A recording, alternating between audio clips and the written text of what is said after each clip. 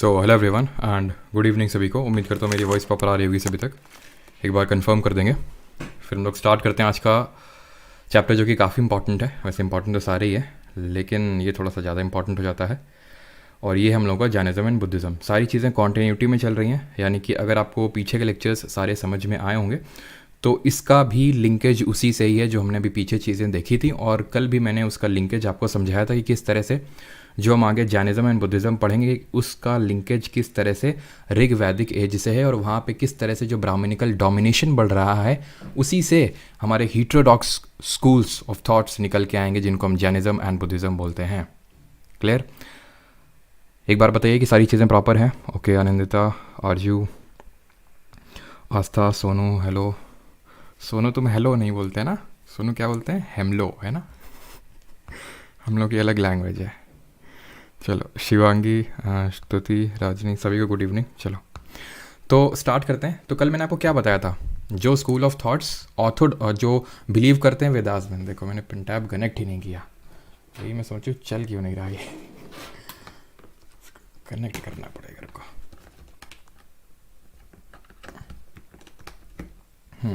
चलो तो एक सेकेंड।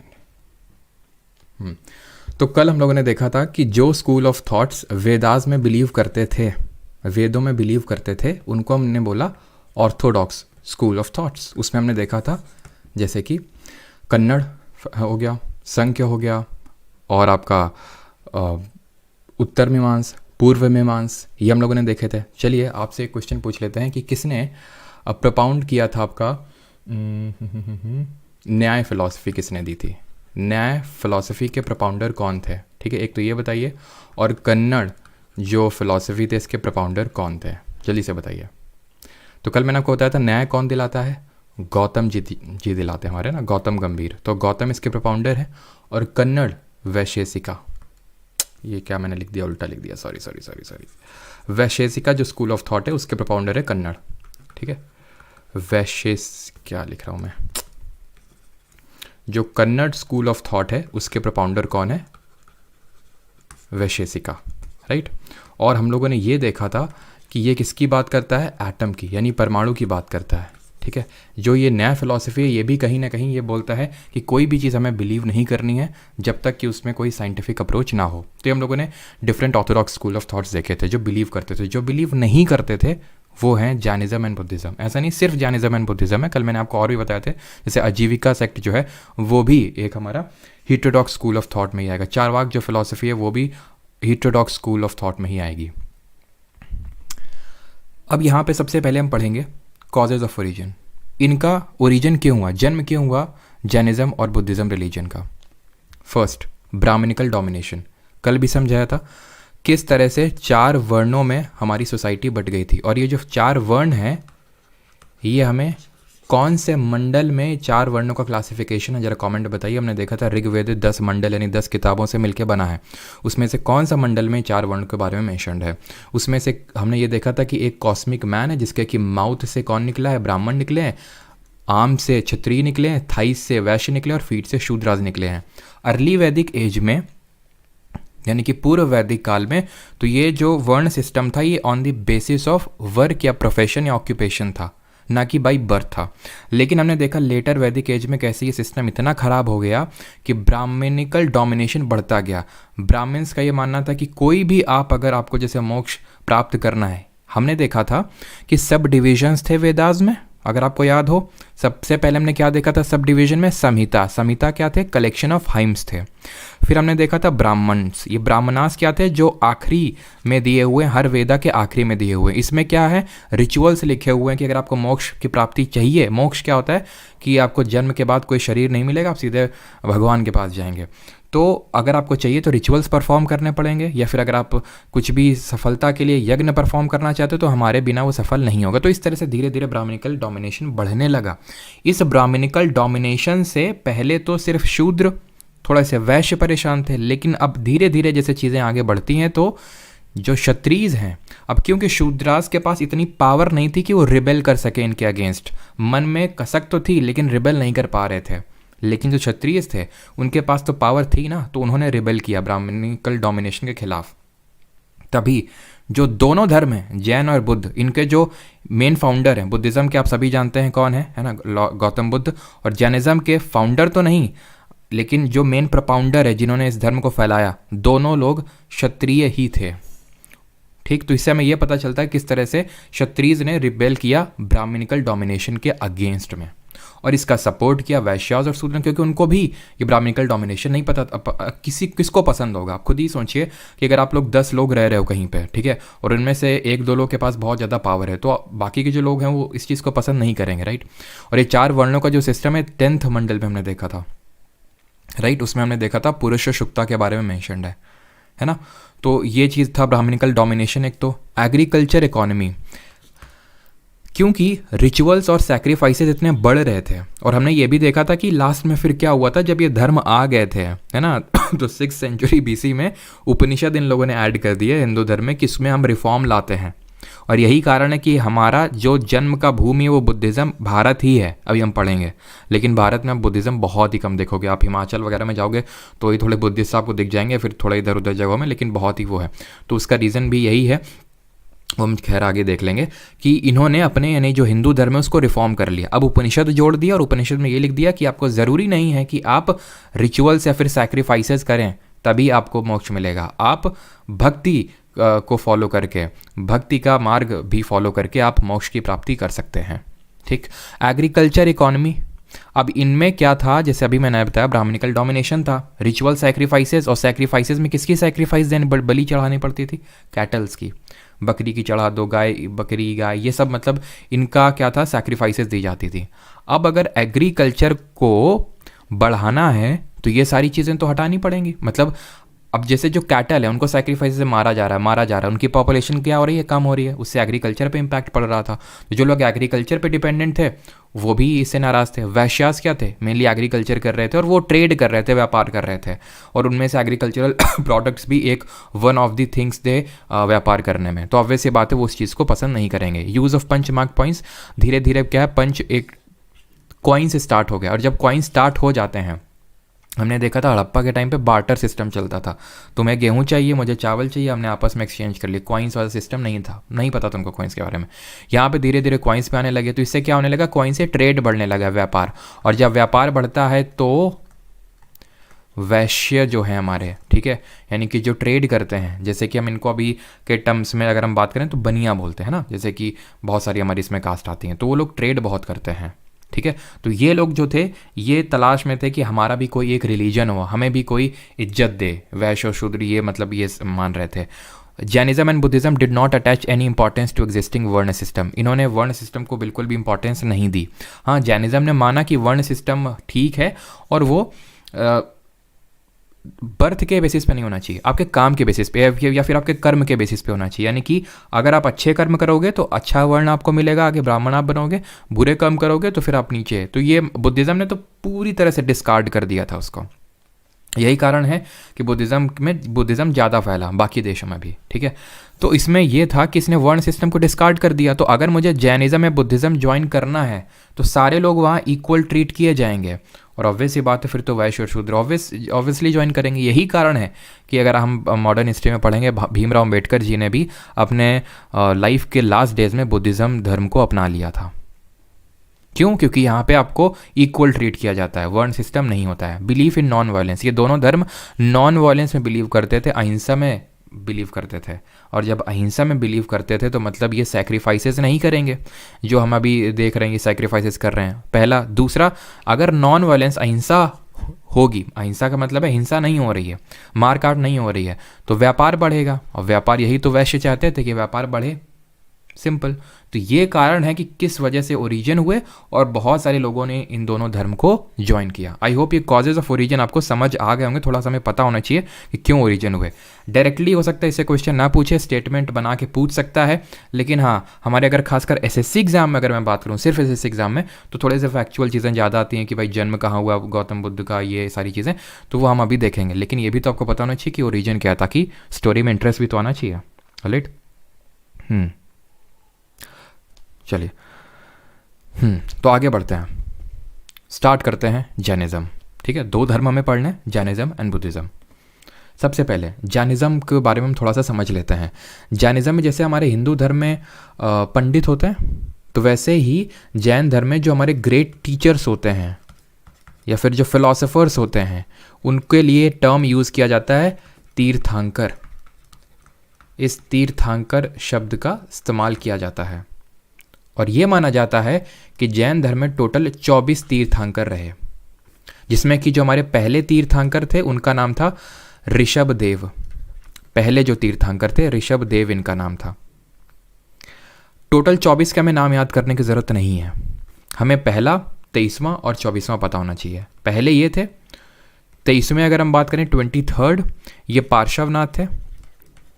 ठीक है, इनके नाम पे एक हिल भी है, जब हम लोग ज्योग्राफी में पढ़ेंगे तो फिर से ये आएंगे। ठीक है, 24th अगर हम बात करें लास्ट, जो कि मेन फाउंडर माने जाते हैं जैन धर्म के। फाउंडर तो ये हैं, लेकिन मेन फाउंडर का मतलब क्या है कि मेन जो फैलाया जैन धर्म को वो इन्होंने फैलाया, और इनका नाम है वर्धमान महावीर। अब इनके बारे में हमें थोड़ी सी कुछ और भी चीज़ें पता होनी चाहिए। फर्स्ट थिंग कि इनका जन्म कहाँ पे हुआ और इनको किस सिंबल से रिप्रेजेंट किया जाता है जैन धर्म में। तो इनका जो मतलब जो जन्म हुआ वो अयोध्या में हुआ, और जो इनको रिप्रेजेंट किया जाता है वो बुल से रिप्रेजेंट किया जाता है। पार्श्वनाथ की अगर हम बात करें तो इनका जो जन्म है वो वाराणसी में हुआ, एंड इनको जो रिप्रेजेंट किया जाता है वो सर्पेंट, सांप से रिप्रेजेंट किया जाता है। महावीर जी की अगर बात करें तो इनके जन्म वो सारी चीज़ें हम देखेंगे, बस अभी के लिए यहाँ पे ये नोट कर लो कि इनको रिप्रेजेंट किस चीज़ से किया जाता है। बाकी इनके बारे में सारी डिटेल्स हमें अभी पढ़नी है, जन्म, मृत्यु, माता का नाम, पिता का नाम, सारी चीज़ें तो वहाँ पे देखेंगे। ठीक, एक और चीज़ है, दैट इज़ कि हमारे जो वेद हैं, वेद में सिर्फ 2 तीर्थंकर ही मेंशन्ड हैं।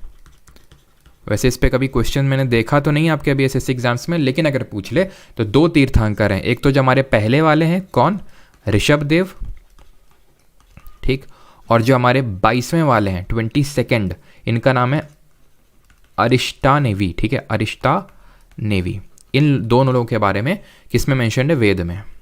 अब हम आ जाते हैं वर्धमान महावीर जी पे, जो कि मेन फाउंडर माने जाते हैं, क्योंकि इन्होंने ही इसका प्रचार किया जा जाके डिफरेंट जगहों में, और यही कारण है इंडिया में बहुत ज़्यादा तो ये नहीं फैल पाया। और ये भी कारण है, अभी हम देखेंगे क्यों बहुत ज़्यादा इंडिया में नहीं फैल पाया। उसके कारण ये है कि मतलब ये बहुत ही एक्सट्रीम लाइफ को प्रेफर करता है। अगर आप कभी जैन धर्म के जो गुरु हैं उनको देखें तो बहुत ही कम वस्त्र में रहते हैं, तो ये एकदम एक्सट्रीम फॉर्म ऑफ लाइफ को प्रेफर करते हैं कि मतलब पूरा खाना छोड़ दो, पूरा कपड़े, मतलब पूरे कपड़े मत पहनो, इस तरह से बहुत एक्सट्रीम फॉर्म ऑफ लाइफ।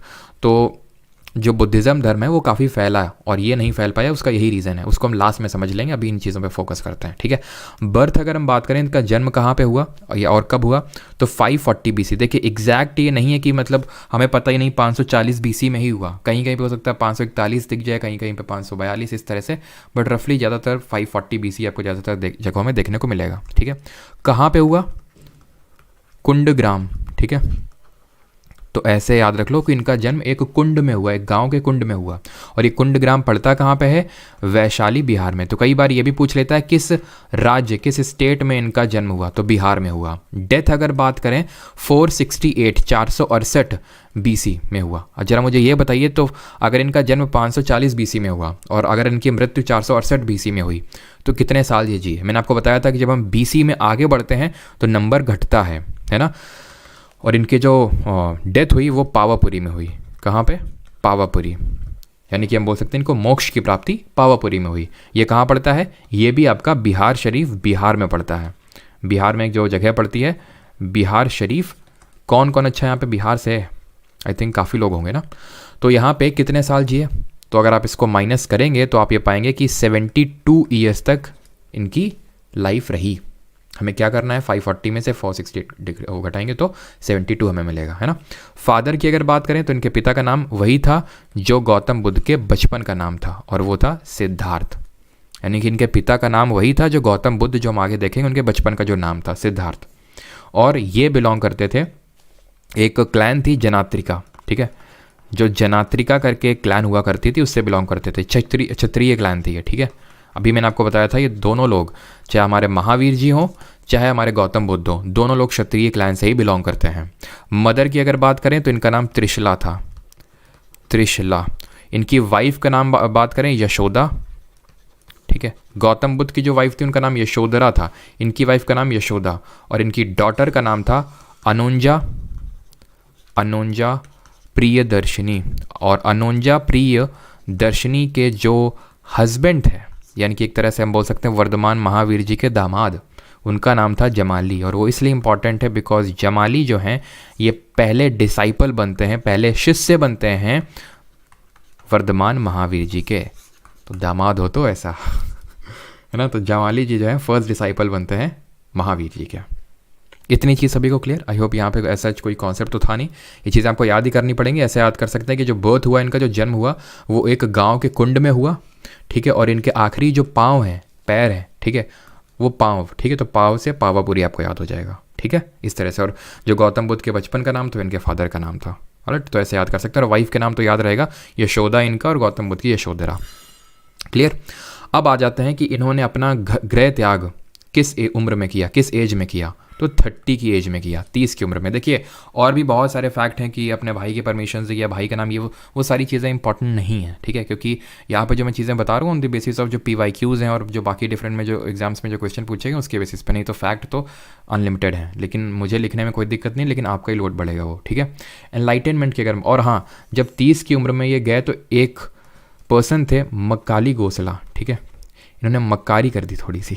मक्कारी मतलब ऐसे ही मैं वर्ड यूज़ कर रहा हूँ ताकि आपको याद रहे, है ना, दिल पे नहीं लेना है, क्योंकि मुझे पता है जैन कम्युनिटी के काफ़ी लोग भी यहाँ पे होंगे, है ना। और जो जैन कम्युनिटी है उसका इंडिया के डेवलपमेंट में काफ़ी बड़ा रोल है, ठीक है। और जैन अगर आप ज़्यादातर देखोगे तो काफ़ी रिच आपको देखने को मिलेंगे। आप में से होंगे भी यहाँ पे काफ़ी लोग, तो जनरली वो अमीर होते हैं, ठीक है, जैन, क्योंकि वो ट्रेडर्स होते हैं। और ट्रेडिंग से वो काफ़ी ज़्यादा, ट्रेडिंग इन दी सेंस वो ऑनलाइन स्टॉक मार्केट वाली ट्रेडिंग नहीं, है ना, ट्रेडर्स होते हैं। और वो काफ़ी मतलब इंडिया के डेवलपमेंट में काफ़ी रोल भी प्ले करते हैं, राइट। और अगर आप देखो कभी, जो मैंने चीज़ ऑब्जर्व करी है, जब UPSC के रिजल्ट्स निकलते हैं सिविल सर्विसेज के, तो टॉप 50 में आपको 2-3 जैन तो मिल ही जाएंगे। खैर, मकाली गोसल, ठीक है, गोसला। अब ये मक्कारी में क्यों बोला वर्ड? क्योंकि इन्होंने क्या किया, पहले इनके साथ गए तो, लेकिन फिर कुछ डिफरेंसेस आ गए इनके और जो हमारे वर्धमान महावीर हैं उनके ओपिनियन में डिफरेंसेस आ गए। तो इस वजह से ये थोड़ा सा निकल लिया अपना साइड में, और इन्होंने अपना अलग से एक सेक्ट बना लिया, आजीविका सेक्ट, जिसके बारे में ज़्यादा डीप में नहीं पढ़ना है। आगे जब हम रूलर्स के बारे में पढ़ेंगे तो वहाँ पे कुछ रूलर्स हमें मिलेंगे जिन्होंने इस सेक्ट को अपनाया था। एनलाइटनमेंट की बात करें, नहीं कि इनको कब ज्ञान की प्राप्ति हुई, तो इनको 42 की उम्र में at the age of 42 under a sal tree. साल ट्री कुछ नहीं, जो पीपल का पेड़ होता है, ऐसे समझ लो, जो पीपल का पेड़ होता है उसके नीचे इनको ज्ञान की प्राप्ति हुई। कहाँ पे? एट जम्बिका ग्राम, ठीक है, एट जम्बिका ग्राम जो जगह है वहाँ पे। किस नदी के किनारे? On the banks of river रिजुपालिका। River कौन सी थी? रिजुपालिका। इनको किसकी प्राप्ति हुई? एनलाइटनमेंट। और इस पर्टिकुलर चीज़ को हम बोलते हैं कैवल्य।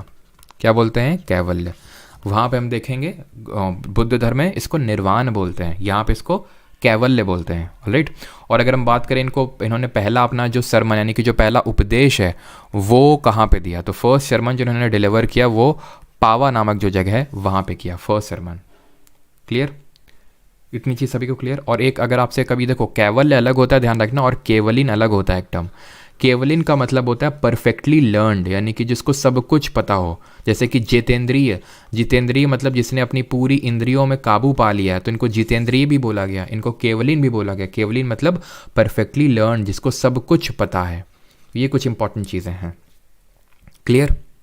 अच्छा, जैन फिलॉसफी में हम आगे बढ़ें उससे पहले मैं आपको एक चीज़ बता दूं कि एक टर्म अगर कभी पूछ ले आपसे, बिकॉज ये टर्म कभी हो सकता है पूछ ले, बसाडीज़ का मतलब क्या होता है? बसाडीज़ तो जो जैन की मोनास्ट्रीज़ हैं, ऐसे समझ लो, यानी कि जो जैन धर्म के लोग, जहाँ मोनास्ट्रीज़ का मतलब होता है जैसे कि जहाँ पे जैन धर्म के लोग रहते हैं या फिर पूजा वगैरह करते हैं, तो उनको मोनास्ट्रीज़ बोलते हैं, ठीक है। तो जो जैन मोनास्ट्रीज़ हैं उनको खासकर जो हमारा साउथ इंडिया है, कर्नाटक वगैरह में आप जाएंगे तो काफ़ी जैन धर्म के आपको लोग मिलेंगे, ठीक है। और वहाँ पे कुछ इंपॉर्टेंट आर्किटेक्चर भी हैं जैन धर्म से संबंधित, जो भी हम आगे देखेंगे। तो वहाँ पे इन जो मोनास्ट्रीज़ हैं उनको हम बसाडीज़ के नाम से जानते हैं, ठीक। जैन फिलॉसफी पे आते हैं। फिलॉसफी मतलब किन चीज़ों पे ये बिलीव करते हैं। तो जैन धर्म में ये मानना है कि अगर आपको मोक्ष की प्राप्ति चाहिए, आई अगेन रिपीट, मोक्ष का मतलब क्या होता है? देखिए, जब आपकी डेथ होती है, ऐसा माना जाता है धर्म में कि अगर आपने सही कर्म किए, सारी चीज़ें, आपने अपना सोल, जो आपकी एक तरह से आत्मा है, उस पर पूरा काबू पा ली, इस तरह से जो चीज़ें होती हैं, तो आपको फिर दूसरा शरीर नहीं मिलेगा, आपको मोक्ष मिलेगा, नहीं कि आप भगवान के घर जाओगे। ठीक है, तो इसमें ये बोला गया कि मोक्ष अगर आपको चाहिए तो ये 3 प्रिंसिपल्स हैं, 3 उपदेश हैं दिए, इनको फॉलो करके आप मोक्ष की प्राप्ति कर सकते हैं। और वो है KFC। क्या ये KFC है? ये है ना, वो वाला KFC नहीं जो आप समझ रहे हैं। K से यहाँ पे नॉलेज, F से है यहाँ पे फेथ, और C से है यहाँ पे कंडक्ट। राइट नॉलेज यानी कि इसको हम बोलते हैं साम्यक जानना, यानी कि सही नॉलेज रखना है, आपको सही ज्ञान अर्जित करना है, साम्यक जानना। राइट फेथ, इसको हम बोलते हैं साम्यक दर्शन। ठीक है, यानी कि सही हमें चीज़ें देखनी है और सही चीज़ों पे फेथ रखना है। और राइट कंडक्ट यानी सही एक तरह से चरित्र रखना है, यानी कि साम्यक चरित्र, सही अपना कंडक्ट रखना है, सही अच्छी चीज़ें करनी है, तो ही आपको मोक्ष मिलेगा। Now coming on to the 5 principles of living, किस तरह से रहना चाहिए, इनको 5 वोज ऑफ जैनिज्म धर्म बोलते हैं, या फिर इन्हीं को ही हम क्या बोलते हैं? अनुव्रताज। इन्हीं को हम बोलते हैं अनुव्रताज। यह है अहिंसा, यानी कि नॉन वायलेंस, यानी कि हिंसा नहीं करनी। यहाँ तक कि जैसे अभी मैंने बताया, जैन धर्म में इतना ज़्यादा वो एक्सट्रीमिज्म में जाते हैं कि, और यही कारण है कि क्यों जैन धर्म उतना ज़्यादा नहीं फैल पाया इंडिया में। इंडिया में तो बुद्धिज़्म धर्म तो वो भी नहीं है, जैन के धर्म के कंपैरिजन में और भी कम है बुद्धिज़्म धर्म, अगर हम देखें तो बहुत ही कम है। ठीक है, लेकिन बाकी देशों में चले जाओ, China, Japan, Sri Lanka, Myanmar, Thailand, यहाँ पे बुद्धिस्ट धर्म बहुत फैला हुआ है। तो ये जो धर्म है जैन उतना नहीं फैल पाया क्योंकि ये लोग बहुत एक्सट्रीमिज्म की बात करते हैं। अब अहिंसा का मतलब नॉन वायलेंस, तो ये एकदम एक्सट्रीम फॉर्म में गए कि एग्रीकल्चर भी मत करो, क्योंकि जब तुम फावड़ा चलाओगे तो खेतों में कोई मान लो छोटा सा कोई जीव होगा, वो मर जाएगा। इतना तक अहिंसा की ये बात करते थे। तो फिर इसी वजह से बहुत ज़्यादा लोग, और कपड़े बिल्कुल मत पहनो, बिल्कुल मत बोलो, तो इसी वजह से बहुत लोग, अब उनके पास एक ऑल्टरनेटिव था, क्योंकि जैन और बुद्धिज़्म दो धर्म एक तरह से पैरेलली ही चल रहे थे। ठीक है, तो जब जैसे फॉर एग्जांपल मैं, जैसे आप हो, आप ये वीडियो लेक्चर क्यों देख रहे हो, आप या फिर आपने कोर्स मैनुअल क्यों किया? क्या आपको लगता है कि यार बुक पढ़ेंगे, डिफरेंट टर्म्स को समझेंगे, खुद से गूगल करना पड़ेगा, फिर उसको समझना पड़ेगा, तो बहुत सारा टाइम लग जाएगा, फिर नोट्स कैसे बनाने, तो इससे अच्छा है वीडियो से कर लेते हैं। जब आपके पास कोई एक ऑल्टरनेटिव होता है तो आप वो करते उस चीज़ को, नहीं होता तो फिर आप बुक ही पढ़ते, सिंपल। उसी तरह से लोगों के पास जब ऑल्टरनेटिव था एक बुद्धिज़्म धर्म करके, जहाँ पे इतना एक्सट्रीमिज्म नहीं था, तो उन्होंने उसको ज्वाइन कर लिया, सिंपल। ठीक है, तो इस वजह से उतना वो फैल गया। सत्य की अगर बात करें, यानी कि सिर्फ हमें सत्य बोलना है, ट्रुथ बोलना है, अस्तेय यानी कि डू नॉट स्टील, कोई चुराना नहीं है, ठीक है, चोरी नहीं करनी है।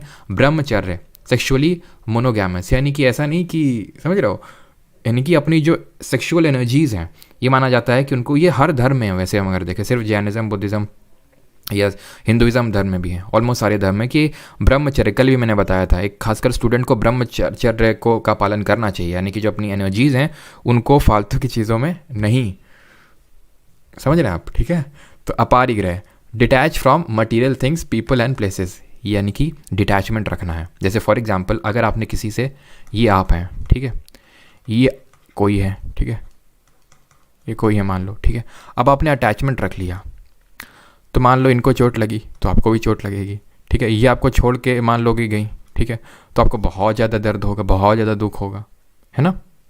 तो इसलिए अगर आप फॉर एग्जांपल किसी से अटैचमेंट ना ही रखो, तो आपको ना तो ज़्यादा कुछ खुशी होगी ना ज़्यादा गम होगा। और ऑलमोस्ट अगेन हर धर्म में यही माना जाता है कि ना तो हमें बहुत ज़्यादा खुश होना चाहिए, ना ही बहुत ज़्यादा गम में होना चाहिए। और ये तभी पॉसिबल हो पाएगा जब हम चीज़ों से अटैच नहीं होंगे। जैसे फॉर एग्जांपल कि मेरा, मान लो मेरा लैपटॉप है, मैं बहुत ज़्यादा अटैच हो गया इससे कि क्या सुंदर मेरा लैपटॉप है, नया नया लैपटॉप आया है मेरा, ऐसा फॉर एग्जांपल मैं कंसिडर करने लगूँ। और थोड़ा सा भी उसमें मान लो कि किसी ने कुछ स्क्रैच चला दिया, तो फिर मैं क्या होगा, मैं काफ़ी गुस्सा हो जाऊँगा, है ना, मैं अपने इमोशंस पे काबू नहीं कर पाऊँगा। वो क्यों हुआ? क्योंकि मैंने खुद को उससे अटैच कर लिया था, है ना। थोड़ा सा ज्ञान भी दे देते हैं आपको बीच बीच में, ताकि, है ना, आपकी लाइफ थोड़ी और आसान हो सके। डिविजन्स अमंग जैन्स, अब हुआ क्या, चंद्रगुप्त मौर्य का आप में से काफ़ी लोगों ने नाम सुना होगा, कितने लोगों ने सुना, जरा बताओ। कितने लोगों ने आप में से नाम सुना है चंद्रगुप्त मौर्य का? जल्दी से बताइए पहले।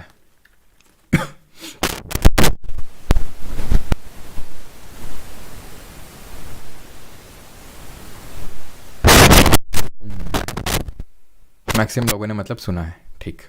तो हुआ क्या, चंद्रगुप्त मौर्य ने एक थोड़ी सी गलती कर दी। गलती क्या करी उन्होंने? सेलिकस निकेटर को हराने के चक्कर में जो उनका मेन गढ़ था मगध, वहाँ से निकल के वो काफ़ी दूर अफगानिस्तान वाले जो प्रोविंस में वहाँ पे गए, अपनी पूरी सेना वेना सब रिसोर्सेज लेके वहाँ पे गए।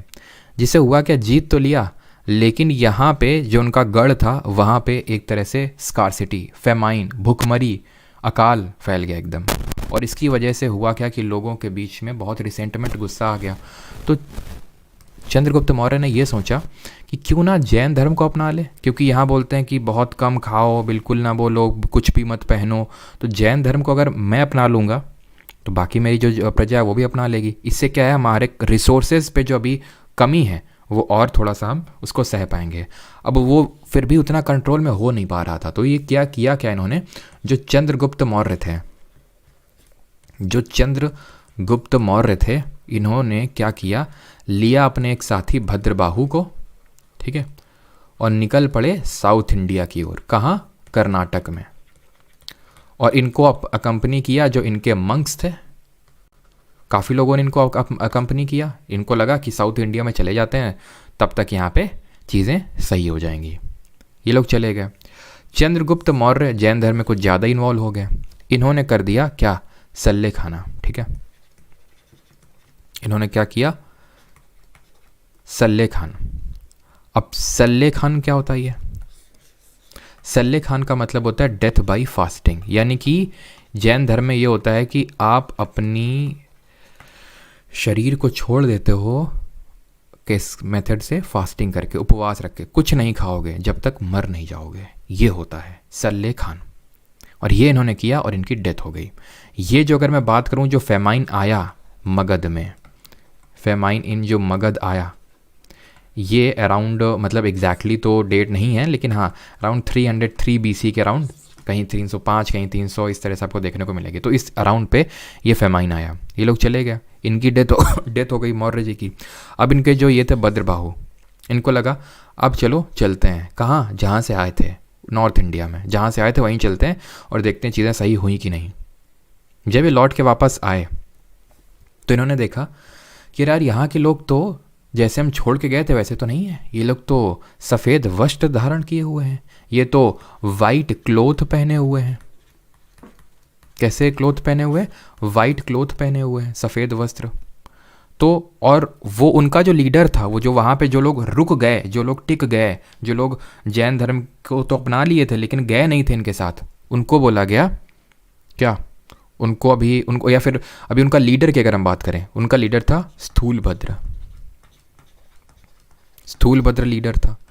तो भद्रबाहु ने, स्थूल का मतलब क्या होता है? स्थूल का मतलब होता है कि जो अपनी जगह से बिल्कुल ना हिले डुले, मतलब वो वहीं पे रह जाए। तो ये वहीं पे रह गए थे। भद्रबाहु ने पूछा स्थूलभद्र से, क्यों भाई, क्या देख रहे हैं, ये सफ़ेद कपड़े कहाँ से तुम लाए? तो और ये तुमने भूल गए कि जैन धर्म में क्या मान्यता है कि हमें बिल्कुल कपड़े नहीं पहनने होते हैं। तो स्थूलभद्र ने बोला, देखो ऐसा है कि फेमाइन फैला हुआ था, तो सभी लोग जो है नंगे हो गए, यानी कि किसी के पास कपड़े उतने नहीं बचे। तो फिर हम कंफ्यूज हो जाते थे इसमें से कौन जैन है और कौन जैन नहीं है। तो इसलिए हमने क्या किया, सबको बोल दिया जैन वालों को कि आप सफ़ेद कपड़ा पहन लो ताकि हम आइडेंटिफाई कर सकें एक दूसरे को। भद्रबाहु ने बोला ऐसा नहीं चलेगा। बिजली कड़क गई। फिर क्या होगा? फिर जो है बुलाई गई जैन काउंसिल, है ना, जैसे गांव में नहीं जब लड़ाई हो जाती है तो पंचायत बुलाई जाती है, तो बुलाई गई जैन काउंसिल।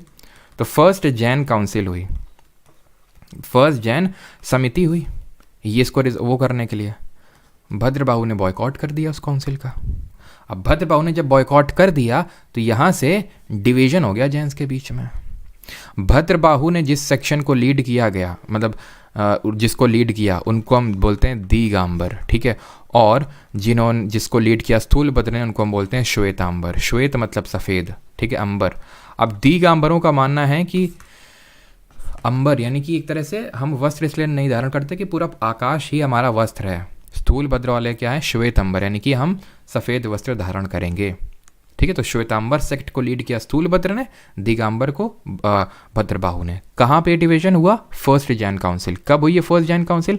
अराउंड 298 BC के अराउंड ये हमें देखने को मिलती है फर्स्ट जैन काउंसिल, ठीक है। और यहीं पे जैन धर्म में अंग होते हैं, ठीक है। तो 12 अंग होते हैं इसमें, और इनको कंपाइल किया गया, मतलब एक तरह से लिटरेचर है इसका। किसका? जैन धर्म का लिटरेचर है। अब जो जैन धर्म का जो लिटरेचर है वो संस्कृत में देखने को नहीं मिलेगा आपको, ये देखने को मिलेगा तुम्हें किस लैंग्वेज में? बस लैंग्वेज ही पूछेगा, ये तुम्हें प्राकृत लैंग्वेज में देखने को मिलेगा। क्यों? आप में से मैक्सिमम लोग यहाँ पे हिंदू धर्म के होंगे, ठीक। कितने हिंदू ग्रंथ आपने पढ़े हैं? आपने क्या वेद पढ़े हैं? आपने उपनिषद पढ़े हैं? आपने ब्राह्मणास पढ़े हैं? बताइए। मैंने खुद नहीं पढ़े, आपने भी नहीं पढ़े होंगे। क्यों? क्योंकि वो संस्कृत में है। और ये आर्यंस जो लैंग्वेज, आर्यंस के बारे में कल देखे थे हम लोग, ये आर्यंस की लैंग्वेज है, क्योंकि हमें समझ नहीं आती है, तो जैन और बुद्धिज़्म धर्म के जितने भी लिटरेचर देखोगे, ज़्यादातर आपको जैन के प्राकृत और बुद्धिज़्म के देखेंगे पाली में लैंग्वेज में होंगे। क्यों? क्योंकि ये लैंग्वेज ऑफ द मासेज है, इसको सब समझ सकते थे, सब जानते थे उस टाइम पे। तो इसलिए ये भी एक कारण है कि क्यों ये धर्म इतना और फैले, ये दोनों धर्म। क्यों? क्योंकि ये लैंग्वेज को लोग आराम से समझ सकते थे, ठीक। फर्स्ट जैन काउंसिल के साथ साथ सेकंड जैन काउंसिल में बस इतना पता होना चाहिए आपको। और एक चीज़, किसको पैटर्नाइज किसने किया था, ये भी मैं लिख देता हूँ यहाँ पे। इसको पैटर्नाइज किसने किया था? पैटर्नाइज का मतलब है इसका खर्चा वर्चा किसने उठाया था? पैटर्नाइज्ड बाय बिंदुसार, चंद्रगुप्त के जो बेटे थे। कहीं कहीं पे हो सकता है चंद्रगुप्त मौर्य भी देखने को मिलेगा आपको, लेकिन चंद्रगुप्त मौर्य मेरे अकॉर्डिंग सही नहीं होगा। रीज़न बीइंग कि चंद्रगुप्त मौर्य ने तो वहीं से अल्ले खान कर दिया था। ये लोग जब वापस लौट के आए थे, ठीक है, ये लोग जब वापस लौट के आए थे तभी तो ये फर्स्ट जैन काउंसिल हुई थी। तो चंद्रगुप्त मौर्य कैसे इसको पैटर्नाइज कर देंगे, ठीक है। तो बिंदुसार जो चंद्रगुप्त के बेटे थे उन्होंने इसको पैटर्नाइज किया था, क्लियर। और सेकंड जैन काउंसिल अगर पूछ ले कभी तो इसमें हमें ज़्यादा कुछ नहीं पता होना चाहिए, बस हमें ये पता होना चाहिए कि कहाँ पे हुई थी। तो सेकंड जैन काउंसिल अगर पूछ ले तो ये हुई थी आपकी वल्लभी गुजरात में, वल्लभी गुजरात। और ये काफ़ी बाद में हुई थी जाके, मतलब कि जैसे अभी मैंने बताया ये अराउंड 298 BC हुई थी, और सेकंड जैन काउंसिल लगभग 512 AD में हुई थी। AD समझ रहे हो अभी, एनो डोमिनेंट, ठीक है।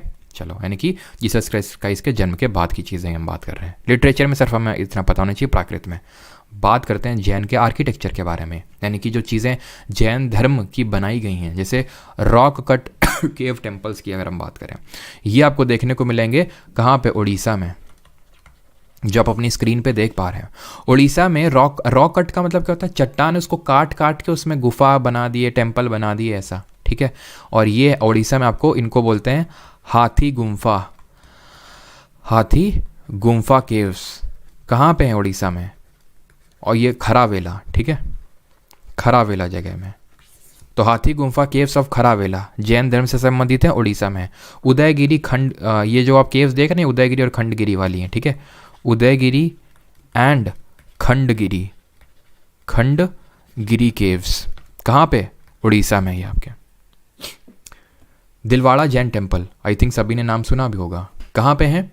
ये हैं आपके राजस्थान की, जो माउंट आबू की पहाड़ियाँ हैं वहाँ पे ही है।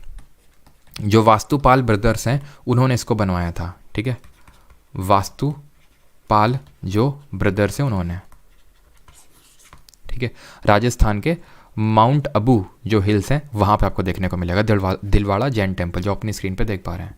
स्टैच्यू ऑफ गोमतेश्वर बाहुबली, जो हमारे पहले जैन धर्म के तीर्थंकर थे। कौन थे? ऋषभदेव। जो उनके बेटे थे उनका नाम था ये बाहुबली गोमतेश्वर। उनका बहुत बड़ा स्टैचू ये आप जो अपनी स्क्रीन पे देख पा रहे हैं बना हुआ है। कहाँ पे? गेस करना चाहिए कहाँ पे है? ये आपका कर्नाटक में। फेस्टिवल, जिन लोगों ने स्टैटिक जीके पढ़ रखा है मेरे से, उन लोगों को पता है कर्नाटक मैंने फेस्टिवल एक बताया था, महामत्स्य अभिषेक। और महामत्स्य अभिषेक में यही किया जाता है कि यहाँ पे लोग खड़े होते हैं और दूध शहद ये सब डालते हैं, और ये यहीं पे होता है ये फेस्टिवल, महामत्स्य अभिषेक, ठीक है। महामत्स्य अभिषेक, ठीक। ये कहाँ पे है?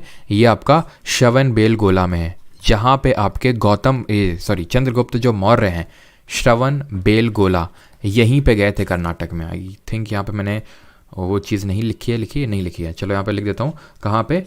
श्रवणबेलगोला, ठीक है। श्रवणबेलगोला बेलगोला कर्नाटका में, जहाँ पे इन्होंने सल्ले खाना किया था, ठीक है। और यहीं पे आपको देखने को मिलेगा ये स्टैच्यू ऑफ गोमतेश्वर या फिर Bahubali. Is that clear?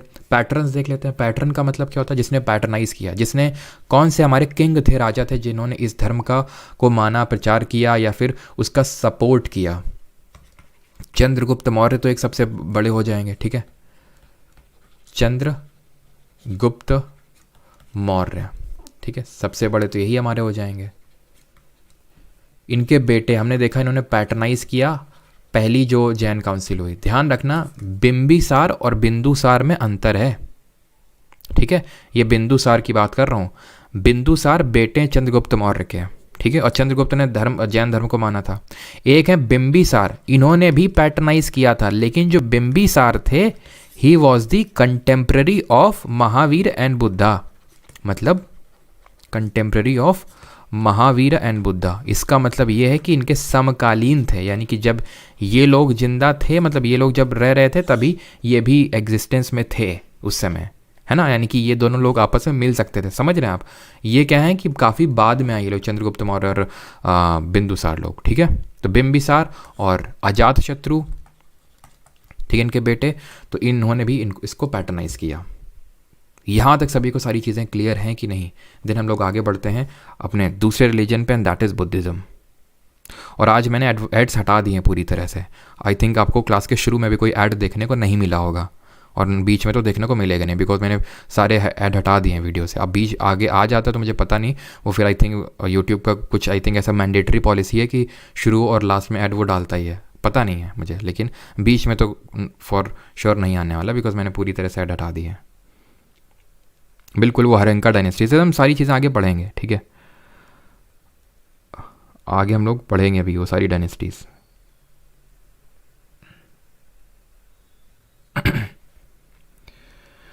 Sir price कम करे, उनको भी ऑप्शन दे दो। अच्छा, 6 मंथ का ऑप्शन प्राइस कम करके, अच्छा चलो देखते हैं अगर पॉसिबल होता तो।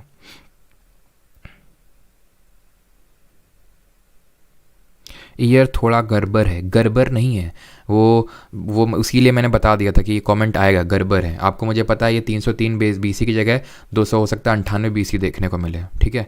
और जैन काउंसिल मैंने बताया बिंदुसार की जगह चंद्रगुप्त मौर्य देखने को मिलेगा। इसका मतलब ये थोड़ी ना वही सही है, वही टेक्स्ट सही है। आप खुद ही यहाँ पे जो मैं चीज़ें बता रहा हूँ उसका सिर्फ एक सोर्स नहीं है, यहाँ पे मैंने एनसीईआरटी भी सोर्स बना के लिखा है, और एनसीईआरटी में ये साफ साफ लिखा हुआ है, अगर आपको बता दूँ, कि फर्स्ट जैन काउंसिल को भद्रबाहु ने बॉयकॉट कर देंगे। खुद ही सोचो, है ना। चलो आगे बढ़ते हैं। जैन आर्किटेक्चर हो गया, अब आते हैं बुद्धिज्म पे। ऑलराइट, सिंपल, कहाँ जन्म हुआ, डेथ, ये सारी चीज़ें देखते हैं जल्दी से। इसमें इतना भूमिका बांधने की जरूरत ना होनी चाहिए, है ना। बाकी मैंने बता दिया कॉज ऑफ ओरिजिन सारी चीज़ें क्या है, और इसमें कोई तीर्थंकर इस तरह से नहीं थे कि ये किस नंबर के थे, ये पहले नंबर के थे। He was the only one, हम बोल सकते हैं, ठीक है। ये जैन, जैसे जैन धर्म में होते ना पहले, दूसरे, तीसरे, चौथे, पाँचवें, इस तरह से ये पहले ही थे। फाउंडर कौन थे इस धर्म के? गौतम बुद्ध थे। इनका जन्म कब हुआ? 563 बीसी में हुआ। कहाँ पे? लुम्बिनी, नेपाल में। लुम्बिनी नेपाल में हुआ, ठीक है। और चलो वो हम बाद में देख लेंगे सारी चीज़ें, कि इनके जो जन्म है उसको हम किस चीज़ से, सिंबल से रिप्रेजेंट करते हैं, डेथ को किससे रिप्रेजेंट करते हैं, जो ग्रह त्याग किया था उसको किससे रिप्रेजेंट करते हैं, हम अलग से देख लेंगे, ठीक है। डेथ के पहले डेथ देख लेते हैं, ठीक है। डेथ की अगर बात करें, इनकी डेथ कब हुई, तो 483 बीसी में। जल्दी से बताइए कितने साल जिए होंगे फिर ये? कहाँ पे हुई? कुशीनगर में। याद कैसे रखेंगे इसको कि कुशीनगर में हुई? कि खुशी खुशी, जैसे उन्होंने उनके आखिरी पांव पड़े थे जैन महावीर जी के, तो हमने याद किया था पावापुरी। ये खुशी खुशी इन्होंने अपने शरीर को त्याग दिया, तो कुशीनगर, ठीक है, कुशीनगर। सिंपल, इस तरह से हम याद कर सकते हैं। और अगर हम बात करें कि किस क्लैन से बिलोंग करते थे, अगर इस तरह से पूछ ले, तो ये साक्या जो क्लैन थी, साक्या क्लैन, उससे बिलोंग करते थे। क्षत्रिय क्लैन होती है। फादर की अगर बात करें तो इनके फादर का नाम था सुद्धोधन, ठीक है, सुद्धोधन। और इनके बचपन का नाम, ठीक है, चाइल्डहुड नेम, जो मैंने अभी आपको पीछे बताया था कि जो पिता का नाम था महावीर जी के, उनके बचपन का नाम था, and that was what? Siddharth. इनका नाम तो सिद्धार्थ था, बाद में बने ये गौतम बुद्ध जब इनको ज्ञान की प्राप्ति हो गई, है ना, शुद्धोधन। और इनकी जो मदर का नेम था वो महामाया था। ठीक है, थोड़ा मायावती से रिलेट कर सकते हो कुछ भी करके, कि जैसे मायावती हैं तो वो दलितों की लीडर हैं, है ना। तो जो हमारे शूद्राज होते हैं वो ज़्यादातर बुद्ध धर्म को अपनाते हैं, तो इस तरह से थोड़ा सा रिलेट कर सकते हो। स्टेप मदर मतलब, स्टेप मदर का मतलब है जो हमारे गौतम बुद्ध, क्योंकि गौतम बुद्ध जी की जो माता श्री थी उनकी डेथ काफ़ी जल्दी हो गई थी जब वो बुद्ध जी छोटे थे, तो इनकी एक तरह से हम बोल सकते हैं जो मौसी थी, तो इन्होंने इनको पाला। और उनका नाम क्या था? इनका नाम था महाप्रजापति गौतमी। महाप्रजापति गौतमी। हमने जिस तरह देखा कि महावीर जी के दामाद पहले डिसाइपल बने, शिष्य बने किसके? महावीर जी के। उसी तरह महाप्रजापति गौतमी जो इनकी स्टेप मदर थी वो पहली भिक्खुनी बनी। भिक्खुनी मतलब एक तरह से जो बुद्ध धर्म को फॉलो करती हैं फीमेल्स, विमेन, उनको भिक्खुनी बोला जाता है। भिक्खु, भिक्षु और भिक्खुनी। ठीक है, तो ये first, she was the first bhikkhuni. मौसी हो तो ऐसी है ना। चलो, तो वाइफ की अगर बात करें तो वाइफ कौन थी? वहाँ पे उनकी थी यशोदा और यहाँ इनकी है यशोधरा। और सन की अगर बात करें, बेटे की बात करें, Rahul. Left home at the age of, किस उम्र में इन्होंने गृह त्याग किया? तो इन्होंने एट द एज ऑफ 29, उन्होंने 30 की उम्र में किया था। ठीक, और सॉरी और इस पर्टिकुलर चीज़ को हम क्या बोलते हैं? चलो वो भी आई थिंक समराइज ही मैं कर दूंगा आखिर में। ठीक है, तो 29 की एज में इन्होंने अपना गृह त्याग किया। और इनके जो पहले टीचर बने, यहाँ पे मैं लिख देता हूँ ये इनके फर्स्ट टीचर कौन थे, क्योंकि टीचर के बिना तो ज्ञान मिलता नहीं है ना। तो फर्स्ट टीचर इनके थे अलरा कलमा। और जो इनके दूसरे टीचर थे उनका नाम था उद्रक रामपुत्र। उद्रक रामपुत्र। एनलाइटनमेंट की अगर बात करें कि जो इनको ज्ञान की प्राप्ति हुई वो कहाँ पे हुई? बोधि ट्री के नीचे, उरुवेला नामक जो जगह है। कहाँ पे? उरुवेला, जो कहाँ पड़ती है? बोध गया में पड़ती है। कहाँ? बोध गया। किस ट्री के नीचे? अंडर बोधि ट्री। बोधि ट्री को तो मतलब काफ़ी सारे रूलर्स ने मतलब आए थे बाद में, इन्होंने कटवा दिया। लेकिन हाँ, इसकी एक ब्रांच हमें देखने को मिलती है जिसको कि अशोक की जो बेटी थी उन्होंने जाके श्रीलंका में इसको प्लांट किया था। खैर, कौन सी रिवर अगर आपसे पूछ ले, कौन सी रिवर? निरंजना रिवर। ठीक है, उनकी कौन सी रिवर थी? रिज्जुपालिका। इनकी कौन सी? निरंजना रिवर। फर्स्ट सरमन की अगर बात करें, पहला उपदेश कहाँ पे दिया? सारनाथ वाराणसी में दिया। और अब हम यहाँ पे ये देख लेते हैं कि इनको जो डिफरेंट, और एक चीज़ ध्यान रखना, चलो अभी मैं आपको बताता हूँ कि जो इनके डिफरेंट लाइफ इवेंट्स हैं, इंपॉर्टेंट लाइफ इवेंट्स हैं, उनको हम किस चीज़ से रिप्रेजेंट करते हैं। तो जो बर्थ है इसको हम लोटस से रिप्रेजेंट करते हैं और इसको हम बोलते हैं जन्म के नाम से जानते हैं, जन्म। जो इनका जो ग्रह त्याग था, हाउस का रिनंसिएशन किया था, इसको हॉर्स से रिप्रेजेंट करते हैं और इसको महाभिनिष्क्रमण बोलते हैं। इनके जो हॉर्स का नाम था, कभी अगर आपसे पूछ ले तो कंठक था, जिस हॉर्स से ये भागे थे। एक्चुअली था क्या कि चाहे वो महावीर हों चाहे ये बुद्ध जी, जैसे बुद्ध जी राजा के ही बेटे थे, बहुत अमीर थे, तो इनकी शादी भी बहुत जल्दी इसी वजह से कर दी थी इनके जो पिता थे, इसलिए शादी इनकी जल्दी कर दी थी ताकि ये बाहर ना जाए। सारे सुख हम अपने बच्चे को यहीं पे दे दें ताकि ये जाके कहीं मतलब भटक ना जाए, है ना, क्योंकि उनको डर था इस चीज़ का। और जिस चीज़ को उनका डर था, अब जैसे जब वो बाहर जाते थे, बुद्ध जी जब बाहर जाते तो ये बोला जाता है कि उनके जो पिता थे वो सारी चीज़ों को अच्छा करवा देते थे ताकि उनको कोई भी गरीबी ना दिखे, उनको भुखमरी ना दिखे, उनको पीड़ा ना दिखे। लेकिन जब एक बार ऐसे ही वो मतलब ऐसे बोल सकते हैं कि ऐसे ही वो चले गए और अपने पिता को बिना बताए, तब उन्होंने एक वही है ना कि एक भूखे इंसान को देखा, एक बूढ़े इंसान को देखा जो दर्द में था, ठीक है। तो ये डिफरेंट उन्होंने इस तरह के लोगों को देखा और वहाँ से उनके मन में ये चीज़ आई कि मतलब लाइफ में तो बहुत सफरिंग्स है, लाइफ में तो बहुत पीड़ा है। और वहीं से हम देखेंगे कि किस तरह से ये 4 नोबल ट्रूथ आते हैं बुद्ध धर्म के, कि अभी चलो वो देखेंगे, लेकिन पहले इसको कंप्लीट करते हैं। एनलाइटेनमेंट, जो इनको ज्ञान की प्राप्ति हुई, उसको निर्वाण बोलते हैं, उसको निर्वाण बोलते हैं। और ये बोधि ट्री से रिप्रेजेंट किया जाता है, जिस पेड़ के नीचे इनको ज्ञान की प्राप्ति हुई। पहला उपदेश जो इन्होंने दिया उसको धर्म चक्र प्रवर्तन बोलते हैं, जिसको बोलते हैं इंग्लिश में turning the wheel of law, और इसको रिप्रेजेंट भी व्हील से करते हैं। और इनकी जो डेथ है उसको महापरिनिर्वाण, ठीक है, या फिर परिनिर्वाण बोला जाता है, महापरिनिर्वाण या फिर परिनिर्वाण। और इसको स्तूपा से रिप्रेजेंट करते हैं। स्तूपा को भी हम लास्ट में देखेंगे कि स्तूपा इंपॉर्टेंट है, इससे भी क्वेश्चंस आते हैं स्तूपा से भी। क्लियर। और एक चीज़ ध्यान रखना, कहीं कहीं पे हो सकता है कि आपको घोड़े का नाम चन्ना दिख जाए, लेकिन चन्ना जो था वो इनके चैरियट, चैरियट आप समझते हैं ना, जैसे कि ये होता है चैरियट जिसमें कि इंसान बैठता है, और ये होता है घोड़ा जिसको, इस चैरियट को रथ जिसको हम बोल सकते हैं, चैरियट मतलब रथ, ठीक। तो रथ का नाम था चन्ना। तो आई होप क्लियर हो गया है कि किसको क्या बोला जाता है और किस चीज़ से रिप्रेजेंट किया जाता है। नाउ ये अब आते हैं बुद्धिज़्म धर्म की फिलोसफीज़ पे। जिस तरह हमने जैन धर्म की फिलोसफीज़ देखा, KFC, right knowledge, right faith, right conduct, 5 उनके वर्ब्स देखे। अब इनके बुद्धिज़्म धर्म में 4 नोबल ट्रूथ होते हैं। बुद्ध जी बोलते हैं कि इस संसार में, अब इसको थोड़ा फील करना, ठीक है, तुम लोग के भी हो सकता है कुछ दुख दर्द थोड़े से हो सकता है कम हो, कि द ट्रूथ मतलब this life is full of suffering, the world is full of suffering, यानी कि जो संसार है वो दुखों से भरा हुआ है, और इस दुख का एक कारण है, there is a cause to the suffering, और वो क्या है, वो है desire. Desires are the root cause of the suffering. जो हम डिज़ायर, इच्छाएं हैं हमारी, जो सफ़र कर रहे हैं, जो हमारी पीड़ा का जो मेन ओरिजिन है, कि हमें ये चाहिए, सीजीएल में एक पोस्ट मिल गई बट फिर भी हमें ये चाहिए, वो मिल गया फिर हमें यूपीएससी देना है, वो हो गया, ऐसी लड़की चाहिए हमें, फिर ऐसा लड़का चाहिए शादी करने के लिए, वो हो गया, फिर हमारे पास ऐसा कार होना चाहिए, ऐसा घर होना चाहिए। और हर चीज़ तो हम जो डिमांड करते हैं वो तो मिलती नहीं जाती है, कि जो हमने डिमांड किया वो मिल गई, बिकॉज लाइफ में इतने अनकंट्रोलेबल फैक्टर्स होते हैं जो आपके कंट्रोल में नहीं होते हैं। क्योंकि लाइफ आपके, अगर मान लो कि आपके सबके कंट्रोल में चलने लगी तो लाइफ चल ही नहीं पाएगी। कोई चाहता है कि अभी मतलब जैसे फॉर एग्जांपल, जैसे मान लो कि अभी दोपहर के 12 बज रहे होते हैं, ठीक है, तो कोई चाहता है कि एकदम से बादल आ जाए, सुहाना मौसम हो जाए, कोई चाहता है कि नहीं बादल नहीं, धूप आ जाए, ठीक है। कोई मान लेते हैं इस टाइम पे कोई बहुत ही प्लेजरफुल एक्टिविटी कर रहा है, ठीक है समझ रहे हैं आप, तो वो क्या चाहेगा, ये समय यहीं पे थम जाए।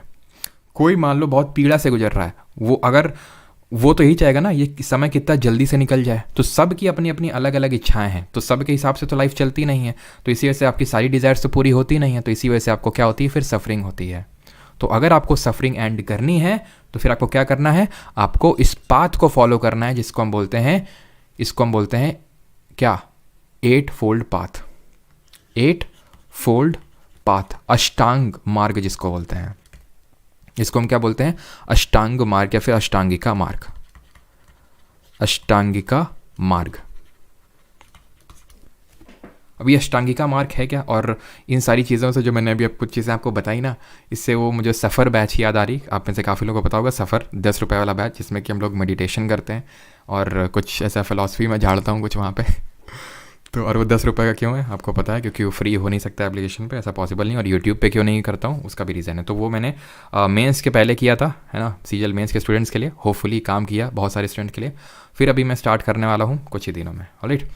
चलो, तो उसके बारे में तब जब स्टार्ट करूँगा तब बताऊँगा भी, ठीक है, अभी नहीं। तो ये 8 फोल्ड पाथ है क्या, कि हमें सही राइट व्यू रखना है, लाइफ का सही राइट व्यू रखना है, राइट इंटेंशन रखनी है, किसी के बारे में गलत इस तरह से नहीं सोचना है, राइट स्पीच, सही बोलना है हमें, सही एक्शन लेना है, गलत एक्शन नहीं करना है, सही तरह से हमें जीवन यापन करना है। ऐसा नहीं कि रात हुई नहीं कि बस, मतलब रात हुई नहीं कि कुछ लोग ड्रिंक करने लगते हैं, कुछ लोग पब में चले जाते हैं, ये क्या है, गलत लाइवलीहुड है। फिर लेट उठेंगे, हेल्थ सही नहीं रहेगी, गलत तरह के थॉट्स आएंगे, क्या होगा, सफरिंग, डिज़ायर बढ़ेगी, सफरिंग बढ़ेगी। सिंपल, राइट एफर्ट आपको मारना है, सही एफर्ट नहीं मारोगे सिलेक्शन नहीं होगा, फिर अगेन दर्द होगा।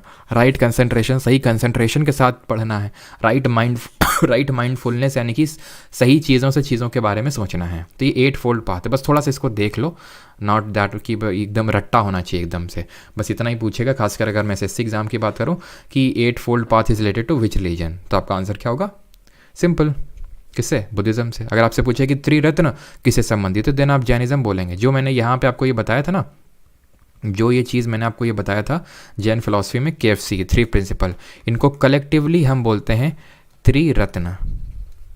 क्लियर, चलो आगे बढ़ते हैं। अब हम थोड़ा सा बुद्धिस्ट फिलॉसफी देख ली, अब हम बुद्धिस्ट की काउंसिल देखेंगे। जिस तरह हमने ये देखा कि जैन में एक काउंसिल हुई जहाँ पे जैन धर्म में बट गया, श्वेतांबर और दिगंबर, वैसे ही अब यहाँ पे हम देखेंगे बुद्धिज़्म धर्म में भी हमें कुछ सेक्ट्स देखने को मिलेंगे, कुछ पार्ट्स इसमें देखने को मिलेंगे। तो काउंसिल्स देख लेते हैं। तो पहली जो काउंसिल है, पहली जो समिति हुई वो राजगिरी में हुई। 400 BC में, कहीं कहीं पे आप 483 BC देखोगे, 483 BC कर लो, याद करने में आसानी रहेगी। कैसे अभी देखेंगे, ठीक है। पहले तो ये इस पे फोकस करते हैं कि कहाँ पे हुई। सबसे ज़्यादा तो इंपॉर्टेंट यही है कि कहाँ पे हुई काउंसिल, सबसे ज़्यादा तो पहले आपको यही याद होना चाहिए। पहली काउंसिल हुई राजगिरी में, दूसरी वैशाली, तीसरी पाटलिपुत्र और चौथी कुंडलवन कश्मीर में, ठीक है। तो कब हुई ये तो हमें याद हो जाएगा। कैसे? पहली वाली अगर 483 में हुई तो उसके 100 साल बाद 383 में दूसरी हुई, उसके ऑलमोस्ट 100 साल बाद अगर हम देखें, अगर तो 383 का 100 साल बाद मतलब कितना हुआ, 283 उसी के राउंड है, तीसरी काउंसिल हुई। और ये आपकी 72 AD के टाइम पे हुई, ठीक है। कहाँ पे हुई तो ऐसे याद कर लो कि पहले राज किया, ठीक है, वैशाली ने, और फिर है ना पुत्र हुआ वैशाली को, कहाँ पे, कश्मीर में। ऐसे करके कुछ मतलब याद कर सकते हैं आप, कुछ रिलेट करके, या फिर इसका कुछ नेमोनिक बना सकते हैं RVPK से आपको याद रहेगा। RVPK करेंगे कि हाँ, R से राजगिरी पहली हुई, V से वैशाली दूसरी हुई, P से पाटलिपुत्र तीसरी हुई, और K से कश्मीर चौथी वाली हुई। ऑलराइट, अब इसको पैटर्नेज किसने किया? पैटर्नेज अगेन रिपीट, क्या है इसका पैटर्नेज का मतलब? किसने फंड किया, किसने इस पूरा खर्चा वर्चा उठाया? तो पहली वाली का अजातशत्रु, याद करो, बिंबिसार का बेटा अजातशत्रु, हर्यंका डायनेस्टी। खैर अभी वो डायनेस्टी हमें नहीं पढ़ना है, आगे देखेंगे, ठीक है। तो अजातशत्रु ने जैन धर्म को भी पैटर्नाइज किया था और इसको भी किया था, ठीक है। दूसरा कालाशोका, तीसरा अशोका और चौथा कनिष्क। याद कैसे कर सकते हैं? AK, ठीक है, AK। अजातशत्रु, कालाशोका, अशोक और कनिष्क, इन्होंने पैटर्नाइज किया, ठीक। अशोक के बारे में हम लोग, कनिष्क के बारे में सारी चीज़ें आगे हम पढ़ेंगे, अभी इन पे फोकस नहीं करना है। प्रेसिडेंसी यानी कि किसके प्रेसिडेंटशिप में हुई, कौन एक तरह से चेयरमैन था। अगर हम बात करें प्रेसिडेंसी का मतलब है कि कौन इनका चेयरमैन था। तो पहले वाले का महाकश्यप, दूसरे का सबकामी, तीसरे का मोगलीपुत्ता तिस्सा और चौथे का वासुमित्रा। उतना ज़्यादा ये महत्वपूर्ण नहीं है। सबसे ज़्यादा महत्वपूर्ण क्या है कि कहाँ पे हुई, फिर पैटर्नेज, देन प्रेसिडेंसी। और फिर अगर रिमार्क्स की बात करें तो पहले वाले में आपको ज़्यादा कुछ याद नहीं रखना है। रिमार्क में बस आपको आखिरी वाला याद रखना है कि 4th बुद्धिस्ट काउंसिल जब हुई थी 72 AD में, कनिष्क के पैटर्नेज में और वासुमित्र के चेयरमैनशिप में, तो बुद्धिज़्म धर्म 2 हिस्सों में बट गया था। और यहीं से हम देखेंगे क्या, different sects of Buddhism. Different sects का मतलब है कि इसमें कौन कौन से, जैसे हम श्वेतांबर दिगंबर देखे तो वैसे यहाँ पर डिफरेंट सेक्ट हैं। कौन से? हीनयान और महायान, ठीक, हीनयान और महायान। हीनयान और महायान में अभी तक तो मैंने इस तरह से डीप में क्वेश्चन नहीं देखे। हाँ, यूपीएससी में जैसे पूछ लेता है कि ये लोग क्या करते थे, कैसी सारी चीज़ें थी, थोड़ा डीप में पूछा चला जाता है। बट हीनयान महायान में मैं सिर्फ आपको इक्का दुक्का पॉइंट लिखाऊंगा, जिससे अगर क्वेश्चन आएगा भी तो आप कर लेंगे। पहली चीज़, हीनयान वो थे who did not believed in idol worship. Idol worship का मतलब क्या है कि जो मूर्ति पूजन है उस पर ये विश्वास नहीं करते थे। मूर्तियों की में अगरबत्ती लगा किस तरह से पूजा नहीं करते, सिंपल इस तरह से। इसमें क्या हो जाएगा, इसका उल्टा, did believed in idol worship. Simple लिखने की ज़रूरत ना होनी चाहिए इसमें। यहाँ पे दूसरे की अगर बात करें, बस ये मेन फैक्ट, मेन इसमें बस आपको यही याद रखना है, ठीक है। मेन चीज़ यही है। इनके जो टेक्स्ट होते थे वो मेनली पाली में होते थे और इनके ज़्यादातर जो हमें टेक्स्ट देखने को मिलते हैं वो संस्कृत में। आई अगेन रिपीट, इतना ज़्यादा इंपॉर्टेंट नहीं है ये जो मैंने दूसरा वाला लिखा, ये इंपॉर्टेंट है। अगर क्वेश्चन आया भी थोड़ा सा तो इससे आपका आराम से एलिमिनेशन हो जाएगा, सिंपल, ठीक। देखो अगेन मैं वही सेम बात बोल रहा हूँ कि मैं लिखवाने को लिखवा सकता हूँ, लेकिन आपका लोड बढ़ेगा और जितना लोड देने की आवश्यकता है उतना ही मैं आपको देना चाहता हूँ, फालतू में एक्स्ट्रा नहीं। अब इसमें जो महायान धर्म था, इसमें बोधिसत्व का कॉन्सेप्ट है। बोधिसत्व का मतलब क्या होता है? बोधिसत्वास का मतलब वो होता है वो लोग जो मेडिटेशन कर करके एनलाइटन। होता क्या है, जब हम मेडिटेशन करते हैं तो हमारे मन को शांति मिलती है। जब हम ध्यान करते हैं फिर ये माना जाता है कि आप एक ऐसे पॉइंट को रीच करते हो जहाँ पे एकदम पीस, कामनेस, आनंद ही आनंद होता है। देखो, खुशी अलग होती है और आनंद अलग होता है। मैं तुम्हें अभी आईफोन ला के दे दूँ एक, तुम्हें खुशी मिलेगी, लेकिन आनंद एक अलग चीज़ है। आनंद है कि परम खुशी, मतलब कि हमेशा वो रहेगी एग्जिस्ट। जैसे कि मैंने आपको आईफोन दिया, खुशी होगी, कब तक खुशी होगी? ज़्यादा से ज़्यादा 1 महीने खुशी होगी, 2 महीने, उसके बाद क्या होगा, वो आईफोन पुराना और नॉर्मल हो जाएंगी सारी चीज़ें। लेकिन आनंद हमेशा रहता है ना, ना तो उसमें दुख होता है ना तो खुशी होती है, वो एकदम आनंद की स्थिति होती है। तो बोधिसत्व क्या है, उन्होंने एनलाइटनमेंट करके, ये मैं मीनिंग बता रहा हूँ।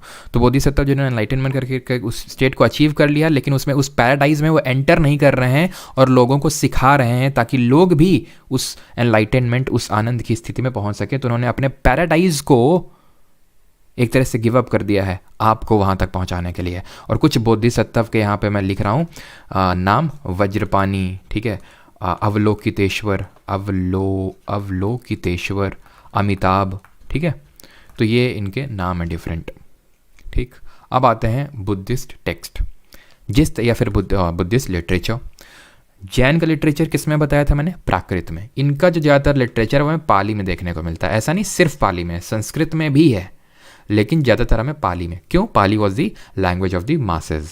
तो समझने के लिए ये इसी में लिखा गया टेस्ट को। इसमें पाली में हमारे मेन हैं त्रिपिटाकाज, जो आप नीचे, पिटाका का मतलब क्या होता है? पिटाका का मतलब होता है बास्केट, कटोरी। ये जो आप बास्केट देख रहे हो, तो त्रिपिटाका, 3 पिटाका हैं, 3 पिटाका, 3 बास्केट। सूत पिटाका, विनय पिटाका और अभिधम्म पिटाका। धर्म को बुद्धिज्म में धम्म करके बुलाया जाता है, धम्म, ठीक है। तो धर्म और धम्म कहीं ना कहीं सिनोनिमस हैं वो वर्ड्स, ठीक है। धम्म अगर कभी पूछ ले धम्म का मतलब क्या होता है, अब इससे ये पूछ सकता है। वैसे तो ये पहला सवाल ये बनेगा कि त्रिपिटाका का संबंध किस धर्म से है, तो बुद्धिज्म धर्म से। किस लैंग्वेज में? पाली लैंग्वेज में। 2 इंपॉर्टेंट क्वेश्चंस। फिर अगर ये पूछ ले कि इनमें लिखा क्या हुआ, सूत्र में क्या लिखा हुआ है, तो सूत्र में बुद्धा जी की टीचिंग्स हैं, बुद्ध जी ने जो हमें सिखा के गए हैं कि क्या करना चाहिए क्या नहीं करना चाहिए, सारी चीज़ें। और इन टीचिंग्स को अगर हम बात करें, जो इनका इंटरप्रिटेशन है ताकि लोग समझ पाएँ अच्छे से, उनका इंटरप्रिटेशन अभिधम्म पिटाका में दिया हुआ है। यानी कि एक तरह से हम बोल सकते हैं इंटरप्रिटेशन है सूत्र पिटाका का, इंटरप्रिटेशन ऑफ सूत्र पिटाका। और इसमें भी एक तरह से बुद्ध की टीचिंग्स ही हैं। विनय पिटाका में अगर हम बात करें तो इसमें रूल्स और कोड्स लिखे हुए हैं, यानी कि मोनास्टिक कोड्स एंड रूल्स। इसको याद कैसे रखेंगे? मोनास्टिक कोड्स एंड रूल्स, ऐसे करके याद कर लो। VR एक टेक्नोलॉजी होती है ना, VR, है ना, तो VR करके याद कर सकते हो। V से विनय और R से रूल्स, तो इसमें रूल्स वगैरह हुए हैं। अब जैसे मैंने बोला कि ऐसा नहीं कि सिर्फ मतलब पाली में ही है, संस्कृत में भी है, संस्कृत में भी है टेक्स्ट, ठीक है। एक सेकेंड, इसको यहाँ से मैं हटा देता हूँ ताकि थोड़ा सा मुझे स्पेस मिल जाए, ठीक है। आपने लिख तो लिया ही होगा इसको, यहाँ पे मैं इन शॉर्ट लिख देता हूँ, इंटरप्रिटेशन ऑफ सूत्र पिटाका, ठीक है। अब यहाँ पे थोड़ा सा मैं संस्कृत टेक्स्ट को डिस्कस कर लेता हूँ। संस्कृत टेक्स्ट में हमें 2 पढ़ने हैं। एक तो मिलिंद पन्हो, ठीक है, मिलिंद पन्हो, ठीक है। और पहले मिलिंद पन्हो देखते हैं, ठीक है। मिलिंद पन्हो की अगर बात करें, नहीं सॉरी, ये संस्कृत में नहीं, ये भी पाली में ही आपका, ठीक है, क्योंकि नाम से ही पता चल जाता है कि पाली वाला है ये संस्कृत वाला है, ठीक है। तो ये आपका पाली में ही है, ठीक है। बट ये मिलिंद पन्हो आपको पता होना चाहिए त्रिपिटाका के अलावा। ये क्यों पता होना चाहिए? बिकॉज इसमें एक डिस्कॉर्स यानी कि एक चर्चा दी हुई है मिलिंद, जिसको कि हम मिलैंडर के नाम से भी जानते हैं, मिलिंद और नागसेन के बीच में। ये क्वेश्चन इंपॉर्टेंट है काफ़ी, याद रखिएगा। अभी आई थिंक जो UPPCS का जो लेटेस्ट वाला एग्जाम हुआ था पिछला वाला, उसमें भी ये क्वेश्चन पूछा था, और उसमें पता है ऑप्शन क्या दिए थे वो?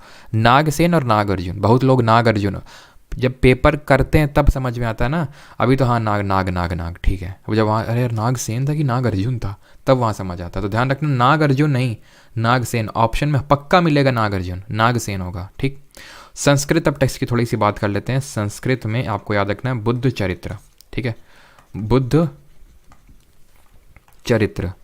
और इसको लिखा किसने? अश्वघोष ने, ठीक है, अश्वघोष।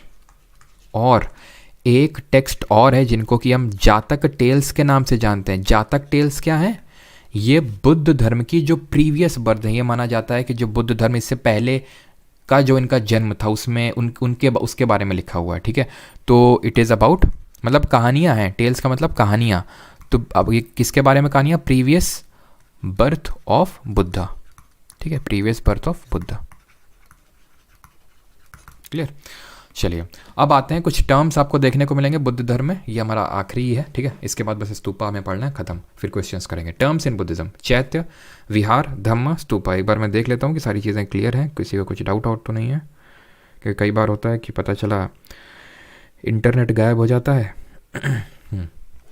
चैत्य, तो चैत्य वो जगह है जहाँ पे प्रेयर करते हैं, यानी कि प्रार्थना करते हैं बुद्ध धर्म के लोग। विहार वो जगह है जहाँ पे ये लोग रिसाइड करते हैं, रहते हैं, ठीक है, जहाँ पे लोग रहते हैं अपना,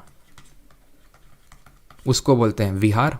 धम्म एक तरह से धर्म का कॉन्सेप्ट ही है, ये धर्म ही है, ठीक है। तो धम्म अगर कौन आए तो आप समझ जाना कि धम्म का मतलब क्या है। स्तूपा क्या होता है, तो अगर आपको याद हो तो हमने देखा था कि गौतम बुद्ध जी का जो मतलब जो उनका जन्म था उसको लोटस या बुल से रिप्रेजेंट करते हैं, ठीक।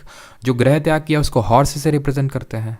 जो उनको एनलाइटेनमेंट मिला बोधि ट्री से रिप्रेजेंट करते हैं। जो उन्होंने अपना पहला सरमन दिया, उपदेश दिया, उसको हम व्हील से रिप्रेजेंट करते हैं, जिसको हम धम्म चक्र परिवर्तन बोलते हैं। और जो उनकी डेथ है जिसको महापरिनिर्वाण बोलते हैं। निर्वाण का मतलब होता है एनलाइटेनमेंट, ज्ञान की प्राप्ति। महापरिनिर्वाण एकदम अनंत वाला निर्वाण मिल गया तो डेथ हो गई, उसको स्तूपा से रिप्रेजेंट कर रहे थे। हमारे इंडिया में बहुत स्तूपा आपको देखने को मिलेंगे। यहाँ पे लोग आते हैं बहुत जो बुद्ध धर्म के लोग होते हैं, और बहुत सारे stupa in India and across the world देखने को मिलते हैं। बट बिफोर दैट स्तूपा का आपको आर्किटेक्चर पता,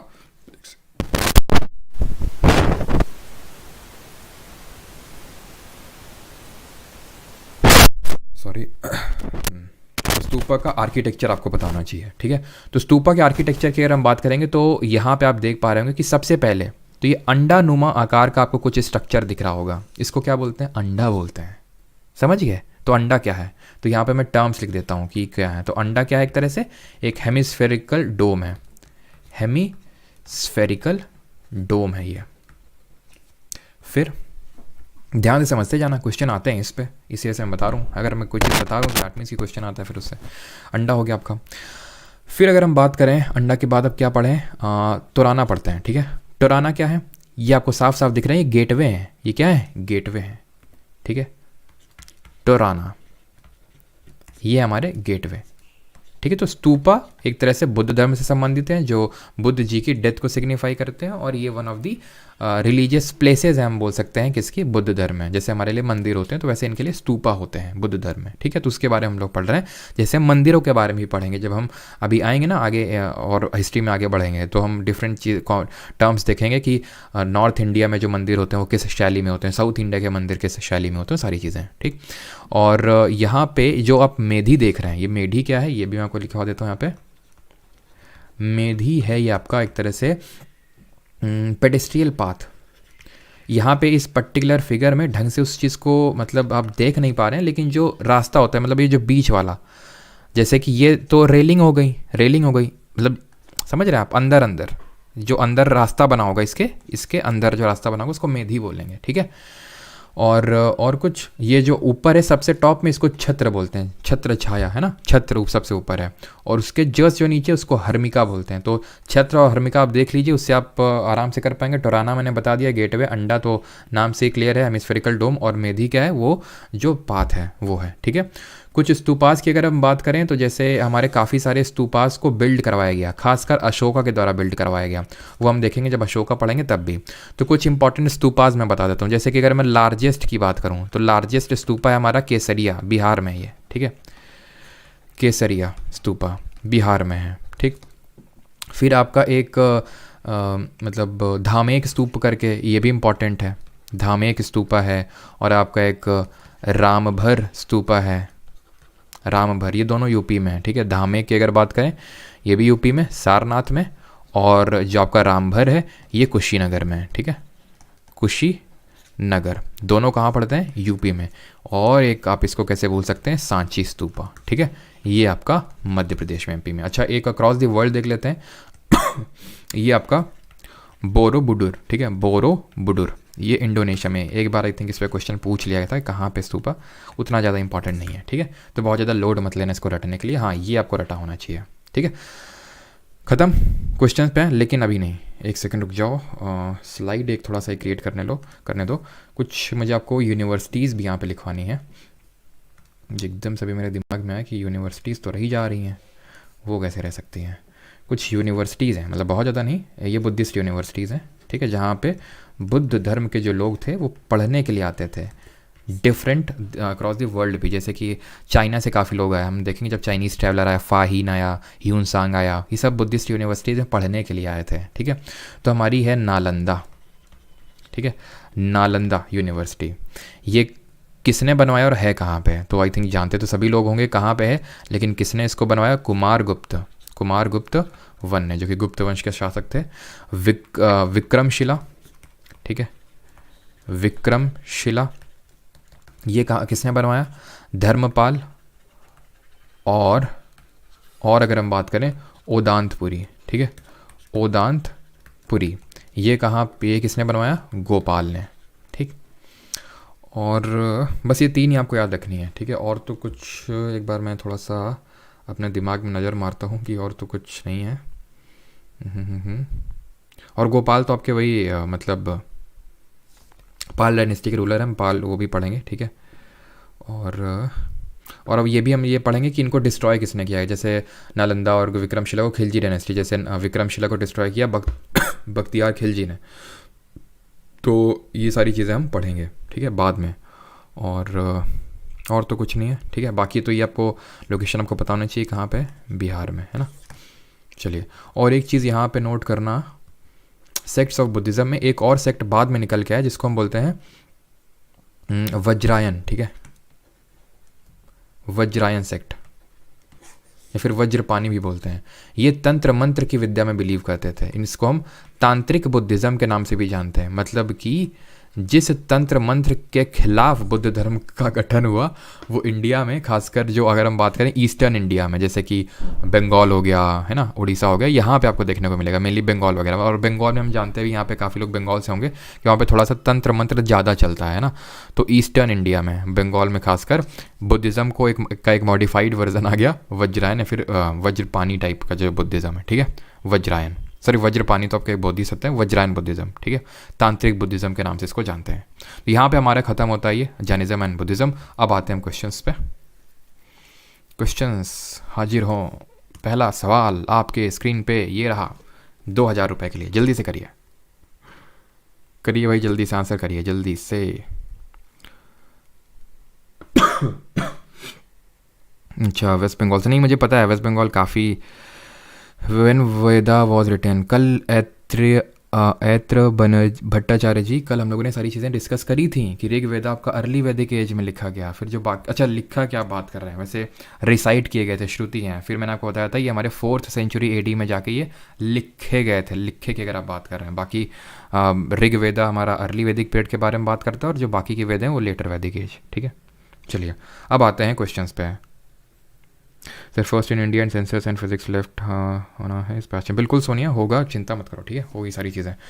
What was the pedestrian path for devotees to wave in homage to stupa called in Buddhist architecture? CHSL 2020 अभी की हम लोगों ने। पेडेस्ट्रियन पाथ जो रास्ता है, क्या बोलते हैं इसको? अंडा तो वो हेमिस्फेरिकल डोम हो गया, टराना तो आपके वो हो गए सेरेमोनियल जो गेटवेज हैं, ठीक है। छत्र तो एकदम टॉप पे, मेधी होगा इसका answer, option number A. Which of the following is the largest stupa in India? निम्नलिखित में से कौन भारत का सबसे बड़ा स्तूपा है? MTS 2022, केसरिया, धामेक, अमरावती या फिर भरूच?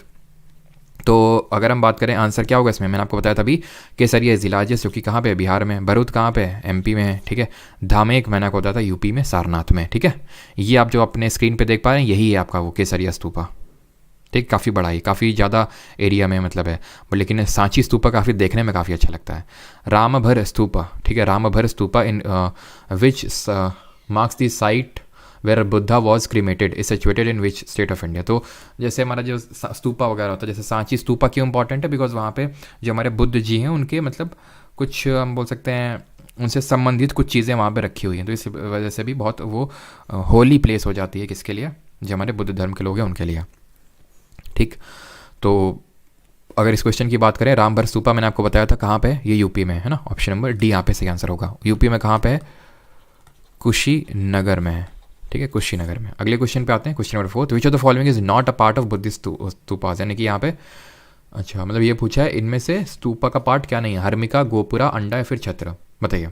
तो अंडा तो है, छत्र भी टॉप पे, और हर्मिका भी देखा था अगर आपको याद हो, जैसे छत्र होता है, छत्र के नीचे इस तरह से था ना, हर्मिका बना था, और ये अंडा था इस तरह से, ठीक है। गोपुरम हम देखेंगे, गोपुरम करके हमें टेम्पल में देखने को मिलेंगे, टेम्पल जो मंदिर पढ़ेंगे उसमें, ठीक है। चलिए देख रहे हैं कितने क्वेश्चन बन रहे हैं इससे। चैत्य क्या होता है बुद्धिस्ट में? थोड़ा पानी ग्रहण कर लेते हैं तब आंसर करिए जल्दी से।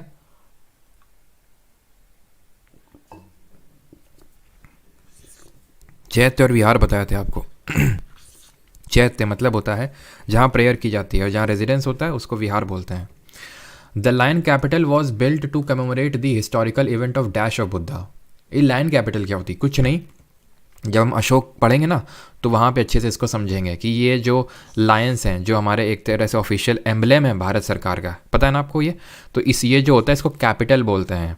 ऐसा नहीं कि लायन ही होते, बहुत जगह में मिले ऐसे करके पिलर, वहाँ पे किसी में बुल है, किसी में लायन है, ठीक है, सॉरी लायन तो इसी में ही है, बुल है किसी में और भी जानवर हैं, ठीक है। तो वो जो है कहीं ना कहीं इनको हम कैपिटल बोलते हैं, इसको हम कैपिटल बोलते हैं, इसको एबेस्कस बोलते हैं, वो सारी चीज़ें हम देखें, इसको एबेस्कस बोलते हैं। तो वो सारी चीज़ें हम देखेंगे, ये क्या है, इन्वर्टेड लोटस है ये, है ना। तो वो चीज़ें हम देखेंगे। तो अभी के लिए लैंड कैपिटल ऑफ बुद्ध कौन सा, अच्छा, land capital was build to commemorate the historical event of dash of Buddha. तो इसको किस लिए बनवाया गया था, जो पहला उपदेश दिया था उसके लिए, ठीक है, फर्स्ट सरमन, जो कि सारनाथ में बनवाया था, ठीक है। किसने, अशोक ने, ये लिखा है नहीं लिखा है, अशोक ने बनवाया था इसको, ठीक है। पहला उपदेश जो उन्होंने दिया था कहाँ पे दिया था, सारनाथ में दिया था। Bharhut stupa depicts the Jataka tales and stories, it is located in which of the following states. Jataka tales अभी हमने देखा था क्या है, बुद्धिज्म धर्म से संबंधित हैं और बुद्ध की अर्ली लाइफ के बारे में बताते हैं, बचपन की लाइफ और उनकी अर्ली लाइफ के बारे में बताते हैं हमें ये जो कहानियाँ हैं। तो बरहुत स्तूप की अगर हम बात करें तो ये कहाँ पे है, मध्य प्रदेश में, option number B. Which of the following statement is correct, कौन सा सही है। Gautam Buddha belong to small gana known as Shakya gana and was a Kshatriya, ये क्षत्रिय थे। और Gautam Buddha passed away at Kushinagar, बिल्कुल अगर हमें पता हो साक्य क्लैन से बिलोंग करते थे जो कि क्षत्रिय क्लैन थी, है ना। और गौतम बुद्ध कुशीनगर में खुशी खुशी इन्होंने अपने प्राण त्याग दिए। तो option number D both 1 and 2 are. ये भी देख लेना होता है कि करेक्ट पूछा है कि नॉट करेक्ट। नॉट करेक्ट पूछे तो नीदर हो जाता है, और कई बार जो चीज़ें हमें आती हुई होती हैं उसमें नंबर हम खो के चले आते हैं ना, तो इस चीज़ का भी ध्यान रखना होता है। First Buddhist council is said to have been patronise by, जो पहली बुद्धिस्ट बौद्ध संगीति है वो उसको किसने पैटर्नाइज किया था, याद करिए। ए के याद आ रहा है, ए अजात शत्रु, कालाशोक, अशोक और कनिष्क। हुई कहाँ पे थी पहली वाली, राजगिरी, दूसरी वैशाली, तीसरी पाटलिपुत्र और चौथी कुंडलवन कश्मीर में, ठीक है। तो आंसर क्या होगा, Ajat Shatru, option number C. Sorry, Chetiyagiri Vihar, ठीक है। Chetiyagiri Vihar dash is a dash festival celebrated in Sanchi. Sanchi stupa जो है मध्य प्रदेश में, सांची मध्य प्रदेश में। तो भाई विहार हमने देखा, तो विहार और चैत्य किस धर्म से संबंधित है, चैत्य जहाँ पे लोग प्रेयर्स करते हैं बुद्ध धर्म के लोग, विहार जहाँ पे रहते हैं बुद्ध, ऑप्शन नंबर डी, खत्म। 11th the earliest Buddhist text were written in, जो MTS 2021। तो सबसे पहला बौद्ध ग्रंथ लिखा गया, मतलब किस लैंग्वेज में लिखे जाते थे। प्राकृत में हमें ज़्यादातर जैन लिटरेचर देखने को मिलते हैं, संस्कृत में लिटरेचर्स ज़्यादा नहीं लिखे गए, आंसर होगा पाली, ऑप्शन नंबर ए। इसी में हमें त्रिपिटाका देखने को मिलते हैं, अभिधम्म सूत्र और विनय पिटाका। इसी में हमें वो जो हमने देखा था मिलिंद पन्हो, जहाँ पे डिस्कशन है मिलिंद और किसके बीच में, जरा जल्दी से कमेंट बताओ किसके बीच में, जिनका नाम एन से शुरू होता है। विच of the following Buddhist site is located in UP, UP में कौन से लोकेटेड है, करले, सारनाथ, अमरावती या फिर सांची। तो सांची तो MP में, अमरावती भी आपकी साउथ इंडिया में, आंध्रा में, सारनाथ होगी आपकी option number B, one of the 8 holy places में आती है। अभी वो 8 होली प्लेसेस कौन सी, मैं आखिरी में आपको लिखवा भी दूंगा, ठीक है। अभी थोड़ा क्वेश्चन पे फोकस करते हैं। The rules made for the dash were written down in a book called, rules को इनमें लिखा जाता था विनय पिटाका। किसके लिए रूल्स बनाए जाते थे, तो ये बुद्धिस्ट के लिए बनाए जाते थे। बिल्कुल सबका सही आंसर है, सोनू, प्रिया, रिया, हैंडसम, डेविल, अर्जेश, सेजल, सबका सही है, Nagsen. At which of the following places did lord Buddha gave his first sermon on the 4 noble truth, कहाँ पे दिया था, सारनाथ में, है ना। बुद्ध गया में तो इनको क्या मिला था, बौद्ध गया में एनलाइटनमेंट मिला था, बौद्ध ट्री के नीचे, लुम्बिनी नेपाल में इनका जन्म हुआ था, है ना। चलिए आगे बढ़ते हैं। Dash foster mother Mahaprajapati Gautami was the first women to be ordained as a bhikkhuni. तो किसकी ये फॉस्टर मदर फिर स्टेप मदर थी, तो ये थी गौतम बुद्ध जी की, जो कि पहली भिक्खुनी भी बनी, ऑप्शन नंबर बी, है ना। वैसे इनकी माता श्री का क्या नाम था, हमने किससे याद किया था, याद करो, मायावती से। तो इनकी मदर का क्या नेम था, महामाया, है ना। चलिए अगले क्वेश्चन पे आते हैं। 17 number, which of the following terms is associated with the architecture of the Buddhist stupa. इनमें से देख रहे हो कितने क्वेश्चंस बन रहे हैं बुद्धिस्ट स्तूपा पे। तो कौन सा टर्म एसोसिएटेड है, गोपुरम ना, गोपुरम तो ये टेम्पल में अभी पीछे भी मैंने बताया था, मंडप भी नहीं है। गर्भगृह भी टेम्पल से, हर्मिका, वही हर्मिका जो छत्र के नीचे होता है, जिसके नीचे फिर अंडा आता है, हर्मिट हमारे पिलर होते हैं, मेदी हमारा पेडिस्टल पाथ होता है, और जो सेरेमनियल गेटवेज होते हैं उनको टराना बोलते हैं, ठीक है। 18th which modern ruler became a follower of Buddhism, कौन बन गया follower of Buddhism, modern ruler. अब देखो चंद्रगुप्त मौर्य इसके संस्थापक थे, वो तो जैन थे, धर्म से बिलोंग करते थे, ठीक है। और अशोक जो कि चंद्रगुप्त मौर्य के पोते थे, उनके बेटे बिंदुसार, तो बिंदुसार के बेटे वो थे अशोक। बिंबिसार अलग थे, ध्यान रखना, Bimbisara was a contemporary of Lord Buddha and Mahavira, ठीक, आंसर होगा क्या, ऑप्शन नंबर सी, जो कि बहुत ही ज़्यादा प्रपाउंडर थे, एक तरह से हम बोल सकते हैं, इतने ज़्यादा प्रपाउंडर थे कि इन्होंने अपने बेटे, जो इनके सन थे, वो हम आगे भी पढ़ेंगे, इनके बेटे का नाम था महेंद्र, ठीक है, और इनकी जो बेटी थी, जो इनकी डॉटर थी, उनका नाम था संघमित्रा, ठीक है, संघमित्रा, इनको भेजा कहाँ पे, श्रीलंका में, जिसको पहले सीलोन के नाम से जानते थे, वहाँ पे भेजा इसका प्रचार करने के लिए। एक चीज़ याद रखना, मैंने जब आपको हीनयान और महायान के बारे में बताया था ना, और फिर मैंने आपको ये भी बताया था कि बुद्धिज़्म धर्म Sri Lanka, Myanmar, Indonesia, China, Japan, Korea, यहाँ बहुत फैला। तो जो धर्म आप जो यहाँ पे बुद्धिज़्म है, यानी कि श्रीलंका हो गया या फिर आपका जो म्यांमार हो गया, यहाँ पे जो बुद्धिज़्म देखने को मिलता है ये हीनयान होता है, जो आइडल वर्शिप पे बिलीव नहीं करते हैं, जो करते हैं महायान, और वो महायान जापान, चाइना, कोरिया, वो महायान बुद्धिज़्म है, ठीक है। 19th अगर कभी पूछ ले, वैसे तो पूछेगा नहीं, विच हिस्टोरिकल साइट इज़ लोकेटेड इन जोगाड़ इन ओडिशा, कौन सी साइट जोगाड़ उड़ीसा में है। तो जोगाड़ उड़ीसा में आपको देखने को मिलेंगे क्या, थोड़ा सा गेस करिए अगर आप कर सकते हैं तो। अशोक ही होंगे, बिकॉज बुद्धिज़्म धर्म के बारे में पढ़ रहे हैं, ठीक है, जैनिज्म, बुद्धिज़्म, और अशोक जी का उड़ीसा से ही लेना देना है, तो ऑप्शन नंबर बी यहाँ पे सही आंसर होगा। On which city was the third Buddhist council held, तीसरी बौद्ध संगीति कहाँ पे हुई, रेखा सिंह, आकाश, मीनाक्षी, अंकिता, रंजीत, सबका सही है। राजगिरी, वैशाली, पाटलिपुत्र, कुंडलवन, कश्मीर, ठीक। चैत्य and viharas were constructed for the monks for which religion, किसके लिए बनवाए गए थे चैत्य और विहार, रिपीटेड क्वेश्चन है कि नहीं बार बार। Lomas Rishi cave constructed for Buddhist monks is located in which state, ये है आपकी लोमस ऋषि केव, ठीक है, कहाँ पे है, एमपी, छत्तीसगढ़, झारखंड या फिर बिहार, लोमस ऋषि केव, तो ये है आपकी कहाँ पे, मध्य प्रदेश में, ऑप्शन नंबर ए यहाँ पे सही आंसर होगा, ठीक है। अगले क्वेश्चन पे आते हैं, अगला क्वेश्चन है आपका डैश इज, एक सेकेंड, मध्य प्रदेश में नहीं होगा, सॉरी बिहार में होगा, ठीक है, ऑप्शन नंबर डी होगा इसका, Lomas Rishi cave. Dash is famous for outstanding specimens of Buddhist art and architecture belonging to the period between the 3rd century BC and 12th century AD। Question क्या है, डैश बौद्ध कला और वास्तुकला के उत्कृष्ट नमूनों के लिए प्रसिद्ध, जो 3री शताब्दी ईसा पूर्व और 12वीं, अच्छा ठीक है, के बीच में अवधि संबंधित है, तो ये कौन सी है आपकी, ये सांची, ऑप्शन नंबर सी यहाँ पे सही आंसर होगा, जो कि बुद्धिस्ट आर्ट और आर्किटेक्चर के लिए काफ़ी फेमस जगह है। और हमने देखा था चेतियागिरी जो फेस्टिवल है वो भी आपका सांची मध्य प्रदेश में ही होता है। One of the most prominent Buddhist structure in India dash stupa at Sarnath was constructed by the great mountain Ashoka, Dhauli, Dhamek, Bharuch या फिर ललितगिरी, तो स्तूपा बनाया था सारनाथ में। अभी मैंने बताया था सारनाथ में कौन सा स्तूपा था, धामेक स्तूपा था, राइट। आगे बढ़ें, भरूच आपका एमपी में। आगे बढ़ते हैं 25th, dash was the first women to be ordained as a bhikkhuni in the Buddhism, बौद्ध धर्म में भिक्खुनी के रूप में नियुक्त होने वाली पहली महिला कौन थी, तो foster mother of Gautam Buddha bhikkhuni. अब 1-2 क्वेश्चन और मैक्सिमम करेंगे, नहीं तो फिर उसके बाद जैन धर्म के क्वेश्चंस पे आएंगे। Which of the following pairs of locations are famous for Buddhist railings and gateways, steno 2023, जो अभी कुछ ही महीने पहले आपका पेपर हुआ है, तो कौन से पेयर्स ऑफ लोकेशंस फेमस हैं रेलिंग और गेटवेज के लिए, तो गेटवेज यानी तोरानाज, और रेलिंग आपके वो जो हमने देखा था हर्मिकाज, ठीक है। तो इसके लिए फेमस है आपके सारनाथ और जो कुशीनगर में है, ठीक है, जो स्तूपा है वो इसके लिए फेमस है। आखिरी क्वेश्चन है, ठीक है, in which state of India are Buddhist cave temple Barabar caves located, तो जो बराबर केव्स हैं ये आपको कहाँ पे देखने को मिलेंगे, ऑप्शंस हैं आपके वेस्ट बंगाल, सिक्किम, यूपी या फिर बिहार। आंसर होगा ऑप्शन नंबर डी, बिहार। तो बिहार में आपको देखने को मिलेंगी बराबर केव, सुल्तानपुर में है, I think if I am not wrong, Bihar के लोग बताएंगे सुल्तानपुर में ही है ना। अब ये आप करेंगे, ठीक है, ये आपके लिए क्वेश्चन है, एक क्वेश्चन आपके लिए। चलो अब आते हैं जैनिज्म पे, ऑलराइट। चलिए पहला question, at what age, Jain के ज़्यादा क्वेश्चन नहीं है, आई थिंक 7-8 क्वेश्चन होंगे। At the age of dash Mahavir left home and went to live in a forest, किस एज में छोड़ा था, तो बुद्ध जी ने 29 में और इन्होंने 30 में, option number D. Where did lord Mahavira attain salvation, salvation कहाँ में मिला, सोनगिरी, पावापुरी, श्रवणबेलगोला फिर माउंट आबू। अब मुझे लगता है कि जब अगर मैं यहाँ पे ऑप्शन दे देता ना कि मतलब एनलाइटनमेंट वाले भी, तो कंफ्यूज हो जाते हैं आप में से काफ़ी लोग। साल्वेशन का मतलब होता है मोक्ष की प्राप्ति, यानी कहाँ इनकी डेथ हुई है पूछ रहा है, ना कि इनको कहाँ पे एनलाइटनमेंट मिला। तो पाँव इन्होंने अपने आखिर कहाँ पे रखे है ना, पावापुरी।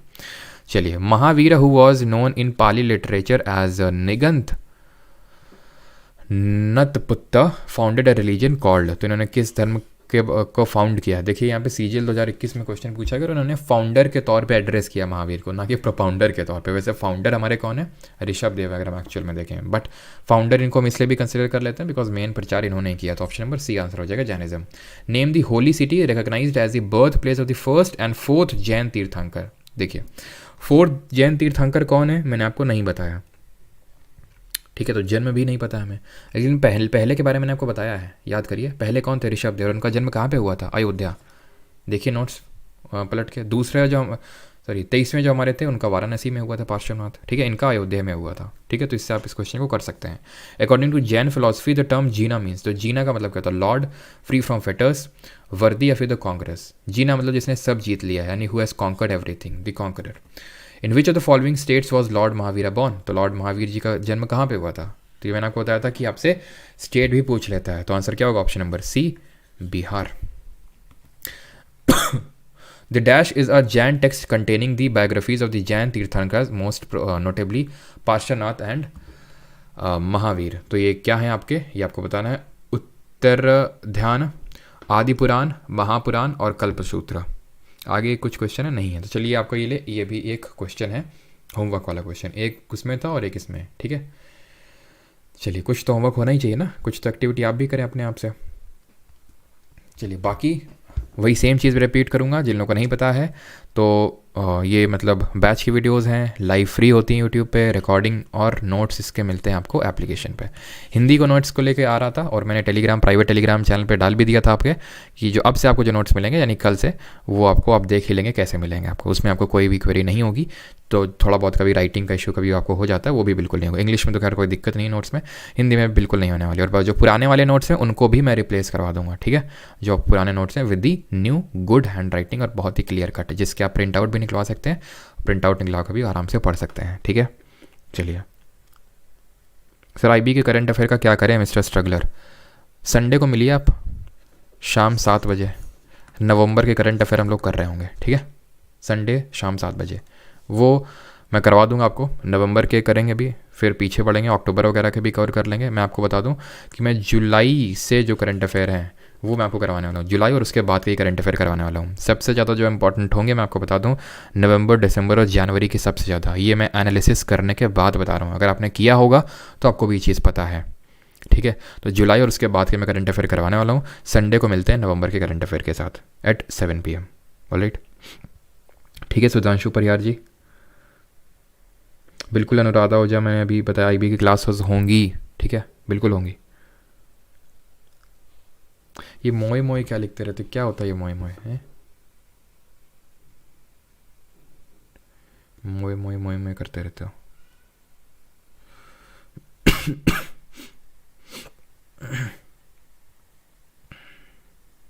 अच्छा हाँ, 8 प्लेसेस मुझे बतानी थी, ठीक है। 8 जो प्लेसेस हैं आपकी बुद्ध धर्म से, 8 होली प्लेसेस ऑफ या फिर इन बुद्धिज़्म। तो एक तो जहाँ पे सबसे पहली बात तो ये है कि जहाँ पे जन्म हुआ, लुम्बिनी नेपाल में, ठीक। जहाँ पे इन्होंने अपना मतलब इनको ज्ञान की प्राप्ति हुई, बोध गया। दूसरी होली का मतलब बहुत ही पवित्र जगह है बुद्ध धर्म में। पहला सरमन दिया, उपदेश दिया, सारनाथ। जहाँ इनकी डेथ हुई, कुशीनगर, ठीक है। राजगीर, अब ये बाकी 4 तो आपको याद ही हैं, राजगीर, ठीक है, और वैशाली, ठीक है, जहाँ पे आपकी सेकेंड बुद्धिस्ट काउंसिल हुई, पहली और दूसरी बुद्धिस्ट काउंसिल, वैशाली। और श्रावस्ती तीसरी हो गई आपकी, श्रावस्ती, और चौथी है संकासा, ठीक है। ये होली प्लेसेस में आती हैं, 8 holy places of Buddhist religion. Sir Bimbisara और बिंदुसार को एक्सप्लेन कर दीजिए। अब जो अगला लेक्चर होगा ना कल, पूरा समझ जाओगे। जब पढ़ेंगे मौर्य डायनेस्टी के बारे में, आराम से समझ जाओगे, सबके बारे में पढ़ेंगे। बिंदुसार चंद्रगुप्त के बेटे थे, ठीक है, चंद्रगुप्त के बेटे थे, यानी ये लोग काफ़ी बाद में आए। ये मतलब इन्होंने भगवान माना था किसको, जैसे महावीर लोग हो गए, उनको भगवान माना था। जैसे for example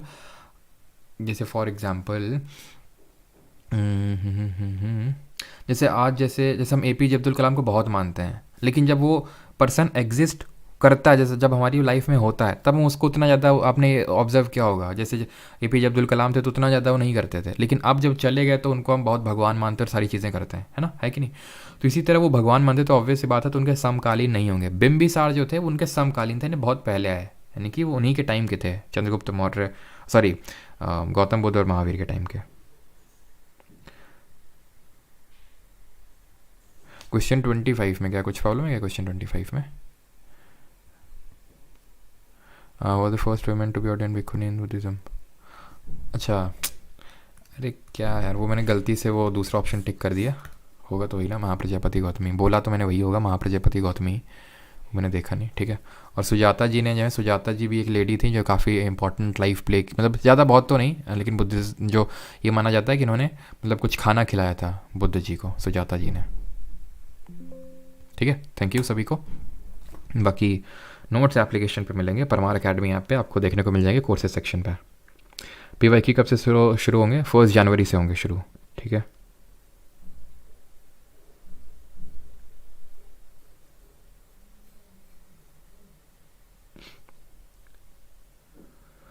mail and female both are not allowed to wear the clothes in Jainism. अच्छे क्वेश्चन पूछो, है ना कुछ। अच्छा, अब पता है लॉर्ड बुद्धा ने क्या बोला था? लॉर्ड बुद्धा ने बोला था अपने जो इनके, लॉर्ड बुद्धा ने ये बोला था कि इनके जो, ठीक है, लॉर्ड बुद्धा जी ने ये बोला था कि अगर हम मतलब अगर हम जो भिक्षुनी यानी कि जो विमेंस है उनको अगर ना अलाउ करते एंटर करने में बुद्धिज़्म धर्म में, तो फिर ये जो बुद्धिज़्म धर्म है और 1000 साल तक चलता, मतलब ये इन्होंने बोला था। क्योंकि काफ़ी जो है बाद में जो बुद्धिज़्म धर्म के जो मॉन्क्स हैं वो काफ़ी ज़्यादा मतलब डेविएट हो गए और वो भी आराम की लाइफ में बिलीव करने लगे और थोड़ा सा जो चीज़ें नहीं करनी चाहिए उसमें भी आ गए थे।